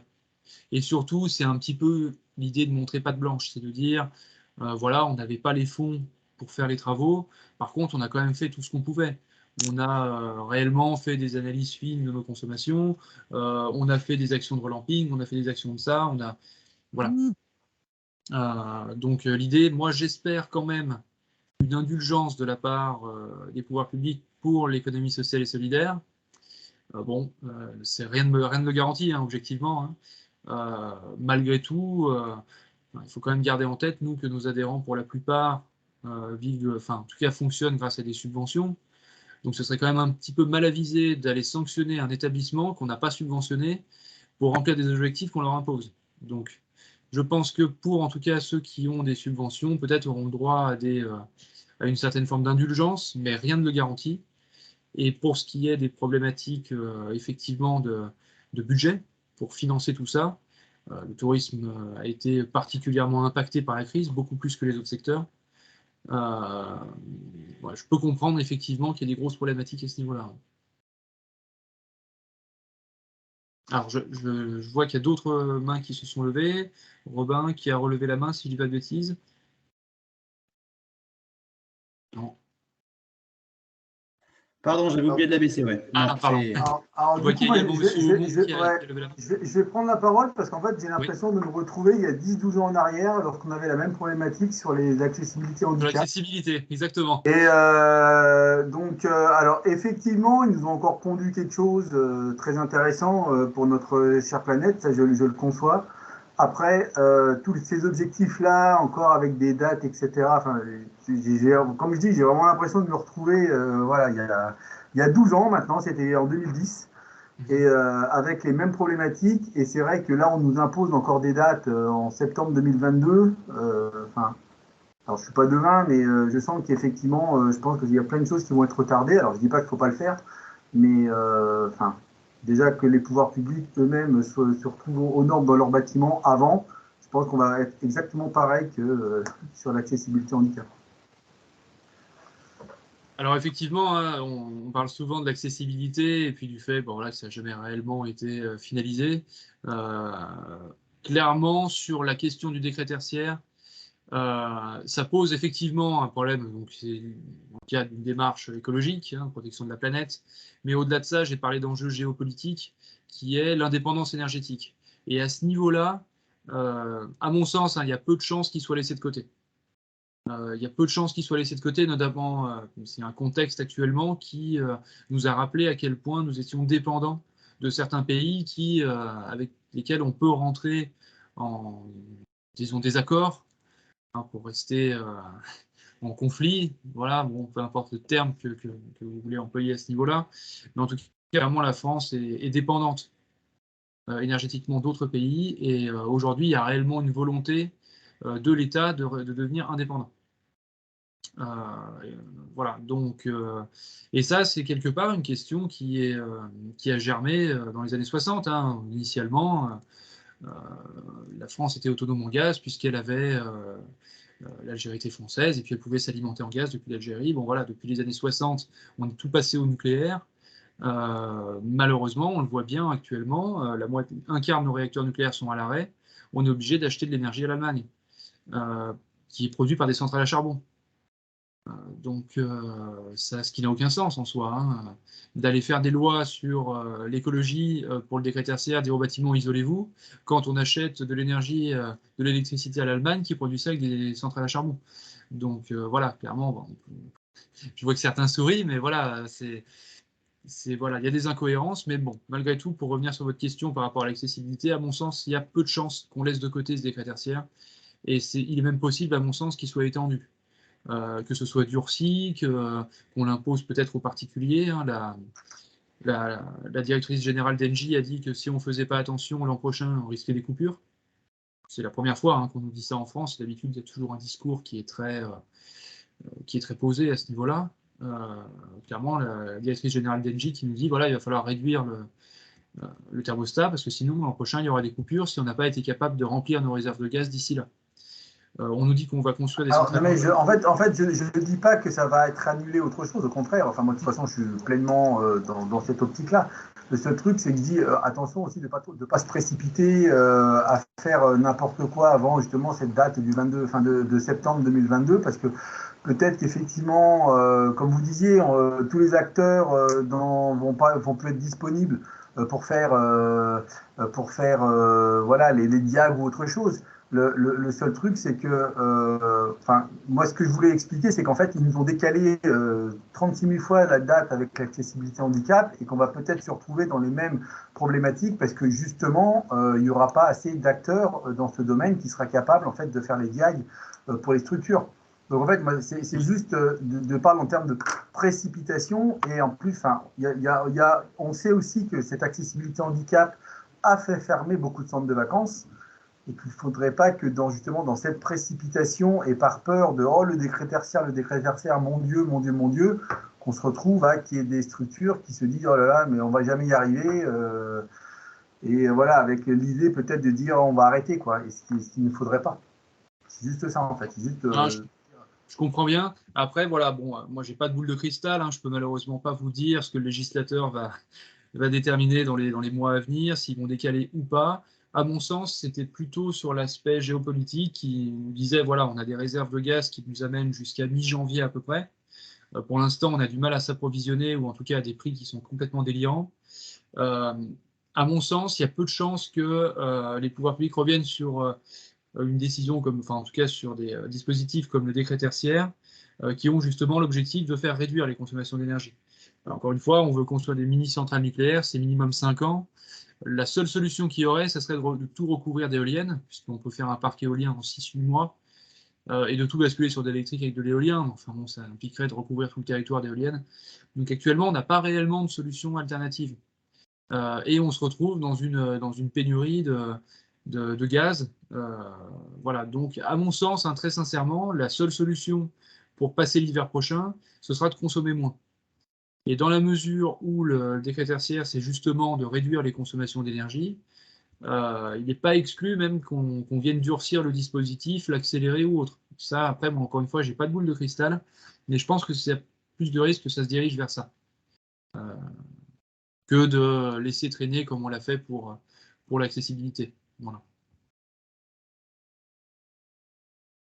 Là, je vois qu'il n'y a plus de main levée. Simplement, je voulais. Il y a une question dans la conversation de Thierry qui posait donc la consommation est proportionnelle aux périodes d'ouverture et aux effectifs accueillis. Chaque année est donc différente d'une autre. Comment cela est-il pris en considération? Alors, clairement, tout dépend le mode de calcul que vous prenez. Hein. Si vous prenez en calcul par rapport à une année de référence, c'est la consommation du bâtiment qui est pris en considération par rapport à son usage. Hein. Évidemment, si vous avez converti, si vous avez créé une buanderie ou autre, on prend une année qui est ultérieure, mais c'est la consommation du bâtiment, peu importe quelque part le nombre de salariés ou autre. Par contre, si vous êtes sur de la valeur absolue, effectivement, on va calculer, on va dire, bah voilà, attention, moi dans ce bureau qui fait 16,5 mètres carrés, j'ai 2 personnes et non pas une dans 18 mètres carrés, et auquel cas, là, effectivement, on module l'objectif par rapport à l'usage effectif du bâtiment. Mais effectivement, chaque année est différente, et vous n'êtes pas, encore une fois, obligé de prendre une année civile. Vous pouvez prendre une année glissante. Donc, vous allez, et c'est tout l'intérêt de passer par des acteurs qui ont une analyse fine de la chose, c'est qu'ils vont réellement prendre l'année qui vous sera la plus favorable. C'est-à-dire celle où il y a un hiver qui n'était pas trop froid et éventuellement vous avez beaucoup consommé. Auquel cas, vous aurez un objectif qui sera beaucoup plus simple à atteindre. Oui, mais si je peux me permettre, pour rebondir là-dessus, moi je suis dans le cas où un bâtiment qu'on fermait de novembre à mars, on envisage de l'ouvrir pendant les vacances de Noël et de février. Donc en plein hiver, donc là où ça consomme le plus, on ne consommait pas avant. Donc la comparaison, c'est pour ça que l'analyse par saison, intégrer la saisonnalité, ça peut changer énormément les paramètres. En l'occurrence, là, on va chauffer un bâtiment qu'on mettait simplement hors gel. Alors clairement, dans ce cas-là, vous n'avez aucune chance d'atteindre l'objectif. Hein. Si vous n'utilisez que l'été et maintenant que vous utilisez aussi l'hiver en le chauffant, clairement, vous n'atteindrez jamais moins 40% par rapport aux consommations d'avant. Donc là, je vous conseillerais de partir sur un calcul en valeur absolue. C'est-à-dire que vous avez tout simplement des grilles, des fiches qui ont été mises en place et qui vous disent un bureau doit consommer tant, un couloir consomme tant, une chambre, etc., etc. Et là, clairement, vous allez passer par un calcul en valeur absolue. Voilà. Oui, en valeur absolue sur une période d'ouverture donnée. La question reste la même, puisque les consommations, notamment en matière de chauffage, c'est surtout l'hiver, quand le bâtiment est fermé sur les mois les plus froids et qu'on le rouvre, de toute façon, ou alors en valeur absolue, il intègre un hiver qui est fermé, enfin, on n'en sort pas, quoi. Je sais pas. Alors, le calcul en valeur absolue ne prend absolument pas en considération l'historique du bâtiment. Ça veut dire clairement, dans les fiches, encore une fois sur les bureaux, on va vous dire un bureau fait 18 mètres carrés pour une personne et doit consommer tant. Donc là, clairement, vous avez quelqu'un qui va venir dans les bureaux. Si vous avez un bureau qui fait que la moitié, il devra consommer que la moitié. Et on va regarder après, en faisant la somme de toutes les surfaces par rapport à les usages et des fiches qui ont été mises en place, combien vous allez consommer par an. Donc, en train de me dire, finalement, ça va, vu qu'il a envisagé un usage du bureau pendant 12 mois, de toute façon, moi, je peux avoir qu'un objectif facilement atteint, puisqu'il est fermé pendant 4 mois, les mois où il faut chauffer. Donc, c'est presque plus facile. Oui. Alors après, là-dessus, encore une fois, le législateur n'a pas pensé à tout. Bon, j'ai tendance à le dire assez souvent, on a l'impression qu'il n'a pensé à rien, mais clairement, il a quand même pensé ses grilles par rapport à un bâtiment qui est ouvert toute l'année. Ça, il faut bien le prendre en considération. Donc là, clairement, sur ce type de questions, moi, j'aurais tendance à demander quand même à l'ADEME de se prononcer dessus. Vous voyez, à chaque fois qu'il y a un cas particulier comme ça, qui se pose, de bâtiments qui peuvent être certains hivers fermés, d'autres hivers ouverts, voilà, qui peut avoir des usages mixtes, ou dans le sens où on peut très bien avoir des bâtiments avec au rez-de-chaussée des bureaux, puis à l'étage des logements ou autres. Voilà, dès qu'il y a quand même des cas très particuliers qui se posent comme cela, à mon sens, il faut toujours demander à l'ADEME de se prononcer sur la question et de vous expliquer la situation et ils vous feront une réponse du coup qui pourra vous servir réellement de point d'appui au cas où un jour on vient vous reprocher le fait de ne pas avoir fait telle ou telle action. Voilà. Alors je vois plusieurs mains qui se sont levées. Hop, Monsieur Charia, pardon, Charita. Oui, bonjour, c'est M. Ben Moussa, donc le collègue de M. Charita, à Clary-Voganski à Saint-Etienne. C'était par rapport à l'outil Opera. Je viens de consulter le site. Apparemment, il y a un flash info qui dit que toutes les fonctionnalités ne sont pas forcément à jour et qu'il fallait attendre un certain temps pour que ce soit fonctionnel. Donc, est-ce que vous y travaillez, enfin, est-ce qu'ils travaillent dessus pour que ce soit fonctionnel ou pas? Comme je le disais, effectivement, à la base, elle devait être opérationnelle au 30 septembre de l'an dernier. Ils ont décalé d'1 an parce qu'ils n'arrivaient pas à le mettre en ligne. Ils nous avaient dit, voilà, ça sera opérationnel début de l'année. Puis après, c'était mars, et ensuite 1er avril. On se rend compte effectivement, alors qu'on peut commencer à travailler dessus, mais que tout n'est pas, en l'occurrence, opérationnel. Et qu'un certain nombre de fonctionnalités qui devaient être mises en place au départ ne fonctionnent toujours pas. Je parlais tout à l'heure de pouvoir rentrer des consommations en volume de matière consommée et non pas uniquement en mégawattheure. Donc oui, effectivement, ils ont des grosses difficultés à mettre en place cette plateforme. Et ce qui bloque clairement aujourd'hui des établissements qui veulent rentrer dans le dispositif, prendre de l'avance et puis voilà. Donc je vois bien les problématiques qu'il y a avec cet outil. D'accord. Et sinon, au-delà de cet outil, est-ce que nous, à notre niveau, on peut mobiliser d'autres outils pour qu'on puisse un petit peu avancer sur le reporting des consommations? Est-ce que de simples fichiers Excel, parce qu'avec mon collègue, vous pouvez commencer effectivement. L'audit, en fait, en soi, comment il doit se présenter? Oui. Alors, effectivement, vous pouvez commencer à travailler. Vous pouvez tout à fait, déjà dans un premier temps, récupérer toutes vos factures donc où il va y avoir les données de consommation, confier ça à quelqu'un. Alors bon, on a des partenaires qui font ça, qui vont analyser sur une année glissante l'année qui vous sera le plus favorable, réaliser le diagnostic énergétique le plus rapidement possible, et ensuite, une fois que la plateforme Opera sera réellement fonctionnelle, le partenaire pourra tout à fait charger les données de consommation dans la plateforme, sachant que cette action-là devra être faite chaque année. Donc, le plus important, à mon sens, c'est réellement de commencer à travailler, à analyser les données de consommation et de ne pas se contenter de ce que propose la majorité des acteurs sur le terrain, qui est de prendre tout simplement l'année 2010 en disant, bah voilà, en 2010, c'est la plus ancienne, c'est donc celle qui est le plus favorable. Non, ce n'est pas forcément le cas. Si entre-temps, vous avez rajouté 40 machines à laver, vous allez avoir du mal, en prenant une consommation antérieure, à réaliser l'objectif. Voilà. Donc vraiment, commencer à travailler sur l'historique du bâtiment, qu'est-ce que j'ai fait comme travaux, à quelle date, quels sont mes usages, est-ce qu'ils ont évolué, récupérer les factures, et confier toutes ces informations à un professionnel, en l'occurrence c'est souvent des bureaux d'études thermiques, qui vont analyser tout ça et puis ensuite réaliser les diagnostics énergétiques. Et ça, à mon sens, il faut le faire le plus rapidement possible. Pour ce qui est de charger les données, ça, à la limite, c'est une obligation, mais bon, tant que ça ne fonctionne pas, quelque part, ça viendra dans un deuxième temps. Est-ce que ça répond à votre question? Oui, merci. Et j'aurais une question complémentaire, c'est par rapport à comment en fait l'étude doit se présenter, comment l'audit, le jour où on va se faire contrôler, quel rendu il faudrait qu'on ait à notre niveau à présenter par rapport à l'audit ou au contrôleur, à l'organisme contrôleur. Alors, vous voulez parler du diagnostic énergétique, c'est ça? Oui, c'est ça. Alors, clairement, ce diagnostic énergétique doit être fait de base donc dans le cadre du décret tertiaire, il faut bien le préciser. Souvent même, quand il vous propose des devis, il vous demande de cocher est-ce que c'est dans le cadre du décret tertiaire ou pas. Et c'est ce diagnostic énergétique qui va vous permettre de dresser un plan d'action. Au final, ce n'est pas le diagnostic énergétique que vous allez présenter. C'est plutôt le plan d'action, c'est-à-dire le calendrier des travaux que vous allez réaliser pour atteindre votre objectif de réduction de consommation d'énergie. Donc, c'est vraiment ce plan d'action qu'il faudra présenter. Le diagnostic énergétique, ça sert à quoi? Ça sert d'une part à savoir ce qui va être efficace, ce qui est intéressant de faire comme travaux, d'une part, et d'autre part, de pouvoir faire financer ces travaux. C'est plutôt à ça que va servir le diagnostic énergétique. Donc, c'est incontournable, mais ce n'est pas ça réellement qui va devoir être présenté de votre côté. Voilà. C'est une base de travail, si vous voulez.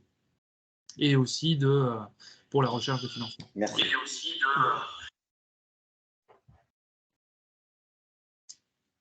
Robin, je vois que tu levais la main également. Tu voulais rajouter quelque chose? Juste une petite question. Je ne sais pas si tu as la réponse, mais concernant les sanctions. Donc, la FAQ de Opérate est assez claire sur les types de sanctions. Donc, en gros, c'est une procédure de mise en demeure. S'il n'y a pas de réponse, il y a une amende et il y a une publication name and shame là, sur un site gouvernemental qui référence les structures comme étant énergivores et qui les jette en pâture à des ONG. Ces sanctions interviennent à partir du moment où les baisses de consommation énergétique, les objectifs n'ont pas été respectés, ou c'est le défaut de déclaration en septembre 2022 qui enclenche le début des sanctions? Alors, normalement, au niveau de ces sanctions, ce sera à partir de 2030, quand les consommations auront… quand on fera un petit peu l'état des lieux. Même, j'ai envie de dire, ça fera un petit peu avant, puisqu'il y a aussi cette histoire de plan d'action en 2025. Clairement, si vous ne remplissez pas l'obligation d'aller déclarer sur Opérate et autres, ça ne rentre pas tout à fait dans ce cadre-là, hein, de mémoire. En tout cas, initialement, ce n'était pas ça. C'était les sanctions qui sont, donc on parlait de name and shame, hein, pour rappeler, ceux qui ne rempliraient pas les objectifs du décret tertiaire seront affichés sur des plateformes publiques comme étant effectivement énergivores, comme étant des endroits où il ne fait pas bon vivre, où les gens sont mal accueillis.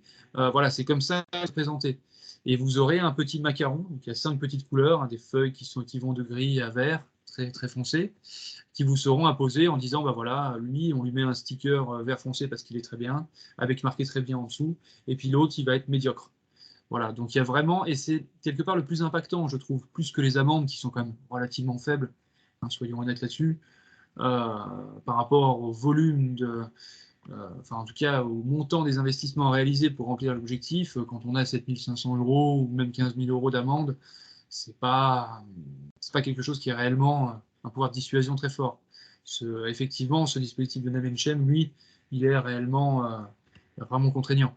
Vous n'avez pas envie demain d'être mis au pilori comme ça, comme étant un établissement où les gens sont mal accueillis, enfin voilà, c'est quand même, personnellement, je suis pas tellement favorable de ce genre de méthode, mais bon, après, c'est pas moi qui décide à ce niveau-là. Pour moi, en tout cas, ce type de sanctions ne rentreront en ligne de compte qu'à partir du moment où on pourra acter que vous ne remplissez pas l'objectif. Les déclarations sur Opérate, c'est un peu différent. Vous pouvez par contre avoir des mises en demeure de la préfecture à ce niveau-là. Voilà. Alors, je ne sais pas si j'ai été clair à ce niveau-là. Encore une fois, les sanctions, comme le reste du dispositif, sont susceptibles d'évoluer. Ne gardez pas une image figée de cette réglementation qui évolue quand même régulièrement. Merci.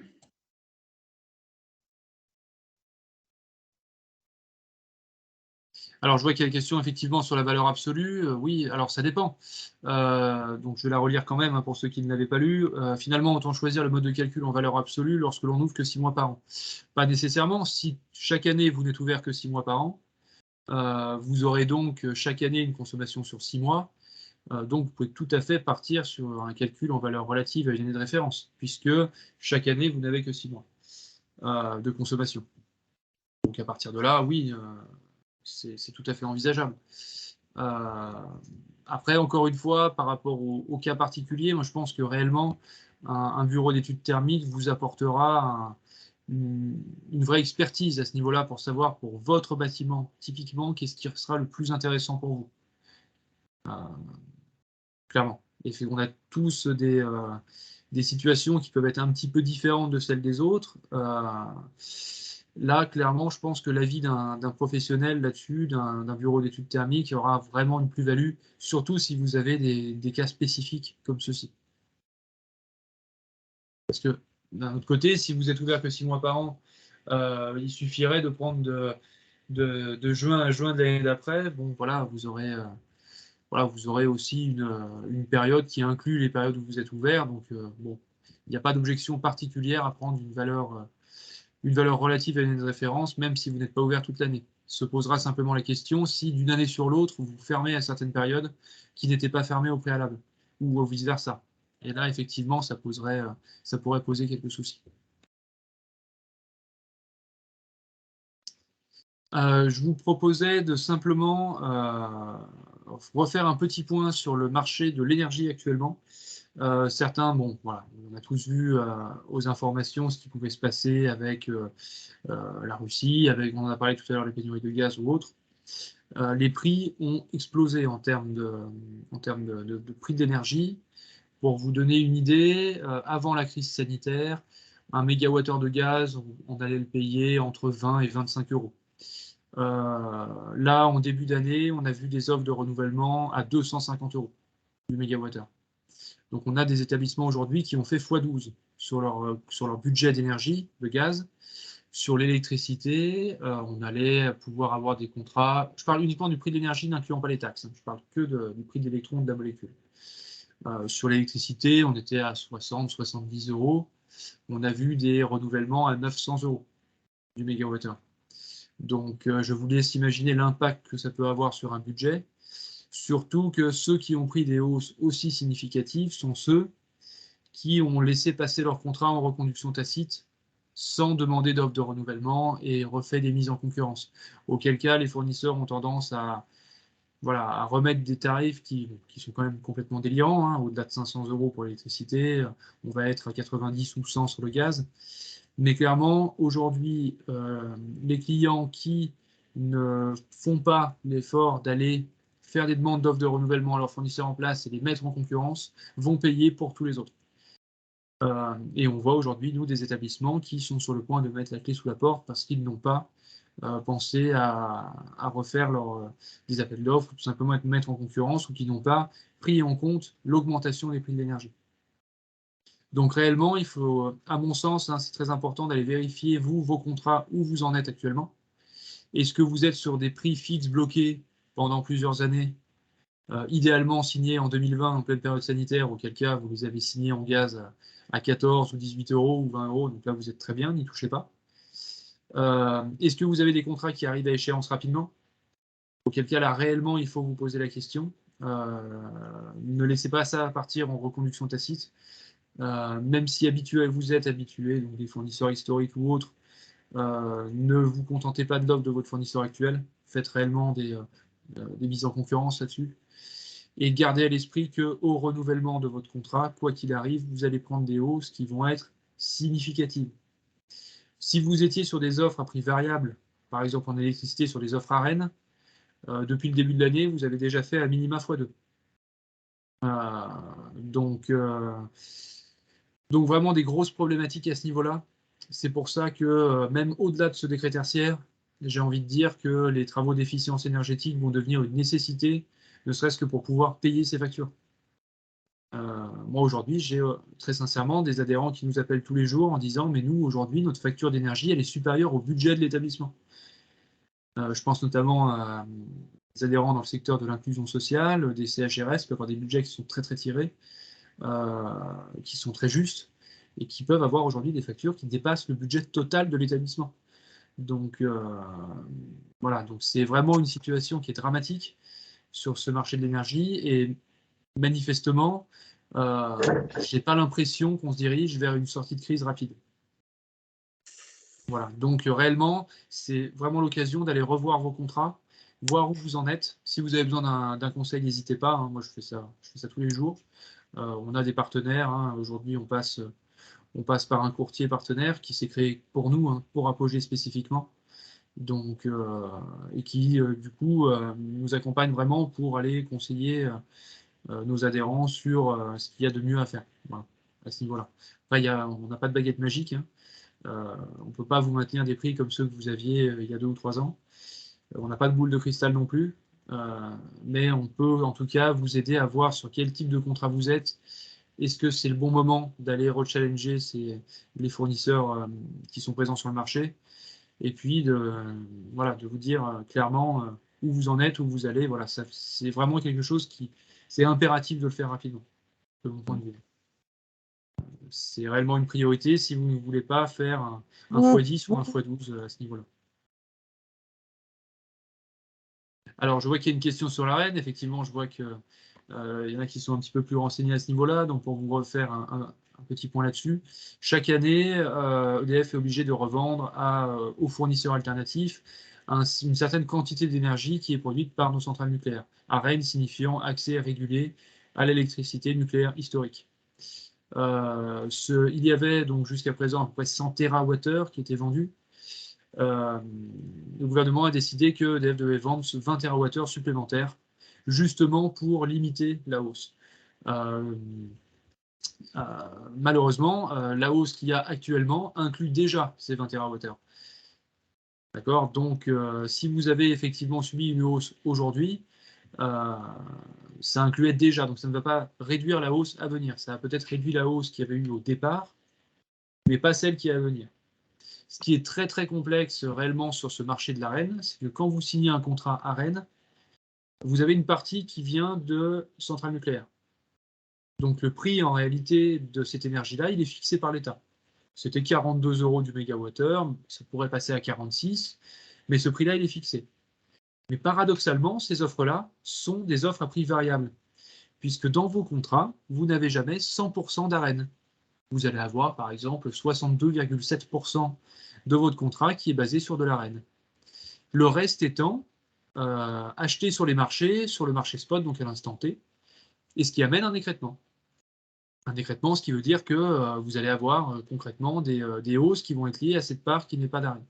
Donc c'est vraiment un marché qui est obscur, ce marché de l'ARENH. Moi, personnellement, j'ai toujours déconseillé à mes adhérents ce type de contrat, qui peuvent paraître plus intéressantes à l'instant T, mais qui sont susceptibles d'évoluer donc sur du x2, x3 d'une année sur l'autre, en sachant que vous êtes engagé sur souvent des périodes relativement longues et vous ne pouvez pas sortir de ce contrat. Donc personnellement, j'ai toujours plutôt conseillé soit des offres à prix fixe garanti, donc vous savez quel prix vous allez payer sur toute la durée du contrat, soit des offres sans engagement, qui peuvent être à prix variable, mais comme il n'y a pas d'engagement, si à un moment le prix ne vous convient plus, vous pouvez rechallenger votre contrat et en sortir quand vous voulez. C'est pour ça qu'aujourd'hui, avec notre courtier partenaire, on ne propose que des offres à prix fixe et qu'on a un fournisseur référencé en direct qui est Énergie d'ici, en l'occurrence pour ne pas le nommer, qui eux propose des offres sans engagement qui sont susceptibles de varier, mais on vous prévient un mois à l'avance en disant attention, par exemple le coût des matières premières augmente, le remplacement des panneaux solaires coûte plus cher, on est obligé de réajuster nos prix. Voilà quel sera notre prochain prix à partir du mois prochain et vous êtes libre d'en sortir. Les offres ARENH, pour moi, c'est vraiment des offres à prix variable avec engagement que je ne propose pas. Et malheureusement, certains acteurs aujourd'hui ont basculé des offres qui étaient censées être à prix fixe sur des offres ARENH de manière complètement illégale, hein, et ce qui pose aujourd'hui énormément de litiges. N'oubliez pas qu'il y a déjà 2 fournisseurs français qui ont fait faillite, en l'occurrence Planète Oui et Hydroption. Hydroption qu'on connaît moins, mais qui avait essentiellement des marchés publics. Qui avait quand même un volume qui était assez conséquent, hein, de 2,5 Tera de mémoire, qui a fait faillite. Et aujourd'hui, si votre fournisseur fait faillite, vous vous retrouvez dehors du jour au lendemain, vous devez signer une offre du jour au lendemain, au moment où le marché est le plus élevé, alors même que vous avez peut-être fait tout ce qu'il fallait au départ pour fixer sur une longue période à un prix très intéressant. Donc aujourd'hui, c'est réellement des problématiques de fond, hein, sur ce marché de l'énergie qui nous impose aujourd'hui, et on ne répétera jamais assez, de réellement vérifier vos contrats. J'ai quel type d'offre actuellement? Quelle est ma date d'échéance? À quel moment est-ce que je dois rechallenger mon fournisseur en place, faire des appels d'offres par rapport à d'autres fournisseurs? Donc réellement, ce décret tertiaire, l'analyse des factures et des consommations doit aussi être l'occasion pour vous de voir un petit peu l'évolution du prix de votre budget de l'énergie et de comparer ça par rapport au tarif actuel. Aujourd'hui, on n'arrive pas à avoir des offres d'électricité à moins de 400 ou 450 € du mégawattheure hors taxe, hors toute taxe, hein. Juste le prix de l'énergie. Sur le gaz, même en signant sur 4 ans, si on arrive à avoir entre 90 et 100, c'est déjà qu'il y a eu un bon travail de fait. Donc voilà, ça je tenais réellement à vous alerter là-dessus, comme on parle d'efficience énergétique. Voilà. C'était important de le préciser. Je vois qu'il y a des questions. Alors, je vois que M. Charita avait la main levée depuis un petit moment, et ensuite je laisserai la parole à M. Labatte dans un deuxième temps. Je vous laisserai activer votre micro. Ah. Désolé, c'est que je ne l'avais pas baissé depuis tout à l'heure. Ah d'accord, très bien. Pas de Merci. souci. Alors, M. Labatte, peut-être vous avez à nouveau une question sur l'énergie, peut-être? Oui, moi, je viens de signer, c'est dommage, hein, le 1er avril, le renouvellement du contrat, mais la discussion, c'est avec Engie. L'échange que j'ai eu quand même avec le conseiller, c'était tarif fixe ou variable. Et c'est un peu la boule de cristal. Mais de toute façon, signer sur du fixe au tarif où c'est aujourd'hui, en même temps, c'est un peu de la folie, quoi. Parce qu'on ne sait pas, ça peut monter, mais ça peut aussi rabaisser. Donc, finalement, c'est les formules de révision de prix qui sont importantes. En espérant que ça ne va pas continuer à monter. Du coup, j'ai signé sur des variables. On était l'un comme l'autre devant un choix qui est, je ne vais pas dire philosophique, j'en sais rien, hein, mais... Non, bien sûr, après on fait des projections, hein, c'est certain. C'est pour ça que vous avez signé une offre avec engagement. Vous êtes engagé sur 3 ans, par exemple? Avec engagement, oui. Ouais. Voilà, moi, c'est des offres que je déconseille personnellement. Et alors, si c'est du gaz, il n'y avait pas le choix, hein. De toute façon. C'est ce que j'ai compris. C'est pardon? C'est ce que j'ai compris, que j'avais pas trop le choix, de toute façon, hein. Alors, c'est vrai que sur le gaz, il n'y a pas actuellement d'offres sans engagement de gaz. Ça n'existe pas. Et autrefois, même les offres à prix variable de gaz n'existaient pas pour nos secteurs d'activité. On l'avait dans l'industrie, mais ça n'existait pas pour le tertiaire. On a aujourd'hui créé des offres à prix variable, justement parce que les fournisseurs n'arrivent pas, tellement de volatilité sur les marchés. On peut faire x3 d'une semaine à l'autre. Donc on était obligé d'intégrer ces dimensions variables sur le gaz. Donc sur le gaz, effectivement, vous n'aviez pas vraiment le choix. Et très sincèrement, la plupart des offres qu'on voit passer sont des offres à prix qui intègrent une dimension variable. Indexé sur le marché du PEG ou sur le B1, peu importe quel marché on se fixe, mais voilà, sur le gaz, vous n'aviez pas trop de choix. Sur l'électricité, puisque c'était la question à laquelle je répondais dans le chat initialement, sur l'AREN, l'électricité, on a quand même une alternative. C'est de se dire, oui, effectivement, le marché est cher actuellement, je n'ai pas envie de signer une offre sur 4 ans à 400 € du mégawattheure, si c'est pour que dans 6 mois, ça attende, et puis au final me retrouver piégé dans une offre qui est 5 fois le prix des autres, parce que je me suis engagé sur une offre à prix fixe. Mais d'un autre côté, si vous signez une offre à prix variable et que vous vous retrouvez avec une volatilité énorme, vous avez quand même peut-être des budgets à présenter et de savoir à peu près combien vous allez payer d'une année sur l'autre. Donc pour moi, la solution alternative, c'était celle que proposait notamment Énergie d'ici, de dire on vous fait une offre sans engagement.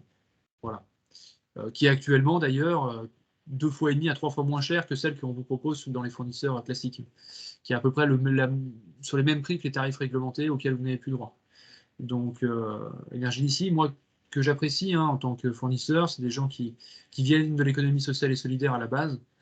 En tout cas, ceux qui sont les responsables grands comptes, donc qui ont vraiment une culture, qui ont des valeurs en tout cas proches des nôtres, et qui ont des offres actuellement qui sont imbattables en termes de prix, et surtout sans engagement. Alors susceptibles de varier, bien entendu, mais sans engagement, et qui peuvent vous permettre de passer cette période un petit peu de trouble. Alors on ne sait pas combien de temps ça va durer, qui dure quand même depuis bientôt l'été dernier, donc c'est vrai que ça dure un petit peu, et ça, a priori, à chaque fois que quelqu'un prend la parole, on se prend 15 € d'augmentation, puisque personne n'a un discours aujourd'hui d'apaisement.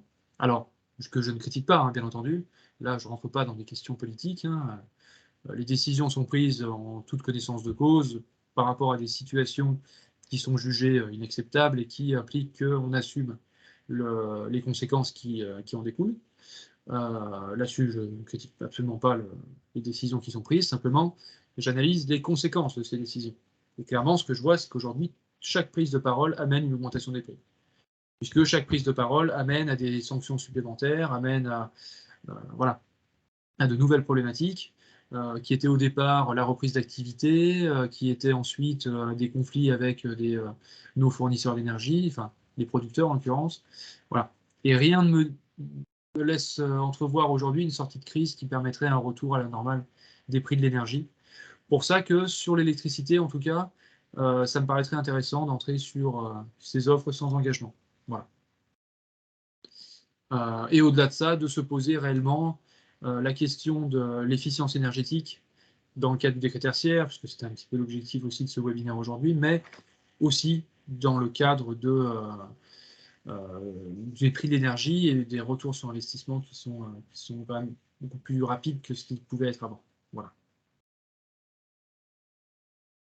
Est-ce qu'il y a éventuellement d'autres questions? Je vois qu'il est bientôt midi, on s'était fixé ça comme limite. Certains ont peut-être d'autres impératifs aussi de leur côté. Anne, est-ce que j'ai répondu à toutes les questions qui étaient dans le chat? Je n'avais pas forcément dans le... Oui, oui. Enfin, non, tu n'as pas répondu aux premières. Mais au fur et à mesure, là, depuis 1 heure, tu les as prises au fur et à mesure. Oui, donc c'est je pense, la plupart. Ok. Les toutes premières, il y avait. Est-ce que... Pardon, excuse-moi. Dans les toutes premières, il y avait est-ce que les cinémas sont soumis? Mais je pense que tu y as répondu avec l'histoire de hauteur sous plafond. Donc sinon, sinon Madame Contardo peut remettre sa question. Il y avait l'histoire des mobil-homes, donc pareil, ben, il faudra vérifier. Il faudra vérifier, a priori non, puisque pour moi ce n'est pas un bâtiment. Voilà. Ça n'entre pas dans ça t'a répondu. Préciser les énergies, tu as répondu. En cas d'agrandissement, est-ce qu'il y a un facteur de surface possible? Effectivement, les agrandissements, c'est une vraie problématique. Je l'ai abordé tout à l'heure. C'est une réelle problématique, puisque si vous prenez une valeur, un calcul en valeur relatif à une année de référence qui est antérieure à l'agrandissement, forcément, vous n'incluez pas les surfaces en question. Et pour peu que vous ayez fait cet agrandissement en 2018 ou en 2019, vous pouvez vous retrouver piégé. Donc, à mon sens, le calcul en valeur absolue sert justement à répondre à ce type de cas particulier. J'ai construit un bâtiment en 2018 en intégrant toutes les normes, j'ai agrandi un bâtiment existant, j'ai une activité qui n'est pas la même d'une année sur l'autre, j'ai changé l'usage. Voilà, clairement, ce calcul en valeur absolue a été mis en place pour pouvoir répondre à ce type de problématique. Encore une fois, si vous avez des besoins, et à mon sens, vous en avez, si vous êtes là aujourd'hui, ne faites pas ça seul. Nous, on a des partenaires si vous souhaitez passer... enfin voilà, que Apogée vous accompagne à ce niveau-là, et on est là pour ça, bien entendu. On a des partenaires aujourd'hui qui sont pertinents pour aller vraiment faire des analyses fines de vos bâtiments pour pouvoir répondre aux exigences de ce décret tertiaire. Donc n'hésitez pas à vous retourner vers Anne, ou vers moi, peu importe, en tout cas vers Apogée pour vous accompagner là-dessus. À ce niveau-là, c'est Robin IDDJ, on diffusera le replay dans les différents réseaux et on mettra vos adresses mail pour que chacun puisse vous contacter s'il y a besoin d'un accompagnement personnalisé. Du coup, avant de conclure ou en guise de conclusion, moi je voulais simplement remercier Michael. Comme l'a dit Robin tout à l'heure, l'autre Robin, IDDJ est partenaire du Fonds Tourisme Durable. Dans le cadre de l'accompagnement des structures dans le cadre du Fonds Tourisme Durable, j'ai pu participer à plusieurs webinaires sur la thématique du décret tertiaire, notamment menés par les différentes collectivités, etc. Peu ont été de ce niveau-là en termes d'expertise et de connaissances. Donc, merci beaucoup d'avoir partagé ce temps-là avec nous. J'imagine que ça permet de faire un bon pas en avant pour beaucoup de structures en termes de maîtrise de ce dispositif. Voilà. J'espère en tout cas avoir pu vous apporter certaines informations. Malheureusement, voilà, certaines zones d'ombre demeurent, donc je n'ai pas pas de boule de cristal pour vous dire comment ça évoluera. En tout cas, voilà, l'idée c'était quand même de construire ça sous forme d'échange, que chacun puisse aussi poser les questions qui sont relatives à ses propres réalités dans ses établissements. Je ne voulais pas d'un webinaire, d'une information descendante avec un PowerPoint insipide, voilà, qui, à mon sens, n'a que peu d'intérêt et que vous pouvez retrouver en grande quantité sur différentes plateformes. Voilà. Donc j'espère que cet échange vous aura apporté. Et encore une fois, n'hésitez pas à vous tourner vers nous si vous avez la moindre question ou besoin d'accompagnement à ce niveau-là. Du coup, je vous propose qu'on mette fin au webinaire. Très bien. Jacques voulait prendre la parole. Donc moi, je termine là-dessus. Rendez-vous au prochain rendez-vous dont la thématique n'est pas encore déterminée, mais le collectif Aura Junior va y plancher dès vendredi et on vous proposera une nouvelle thématique très prochainement. Merci à tous pour votre participation. Merci beaucoup. Merci. Merci. Merci, au revoir. Au revoir, merci.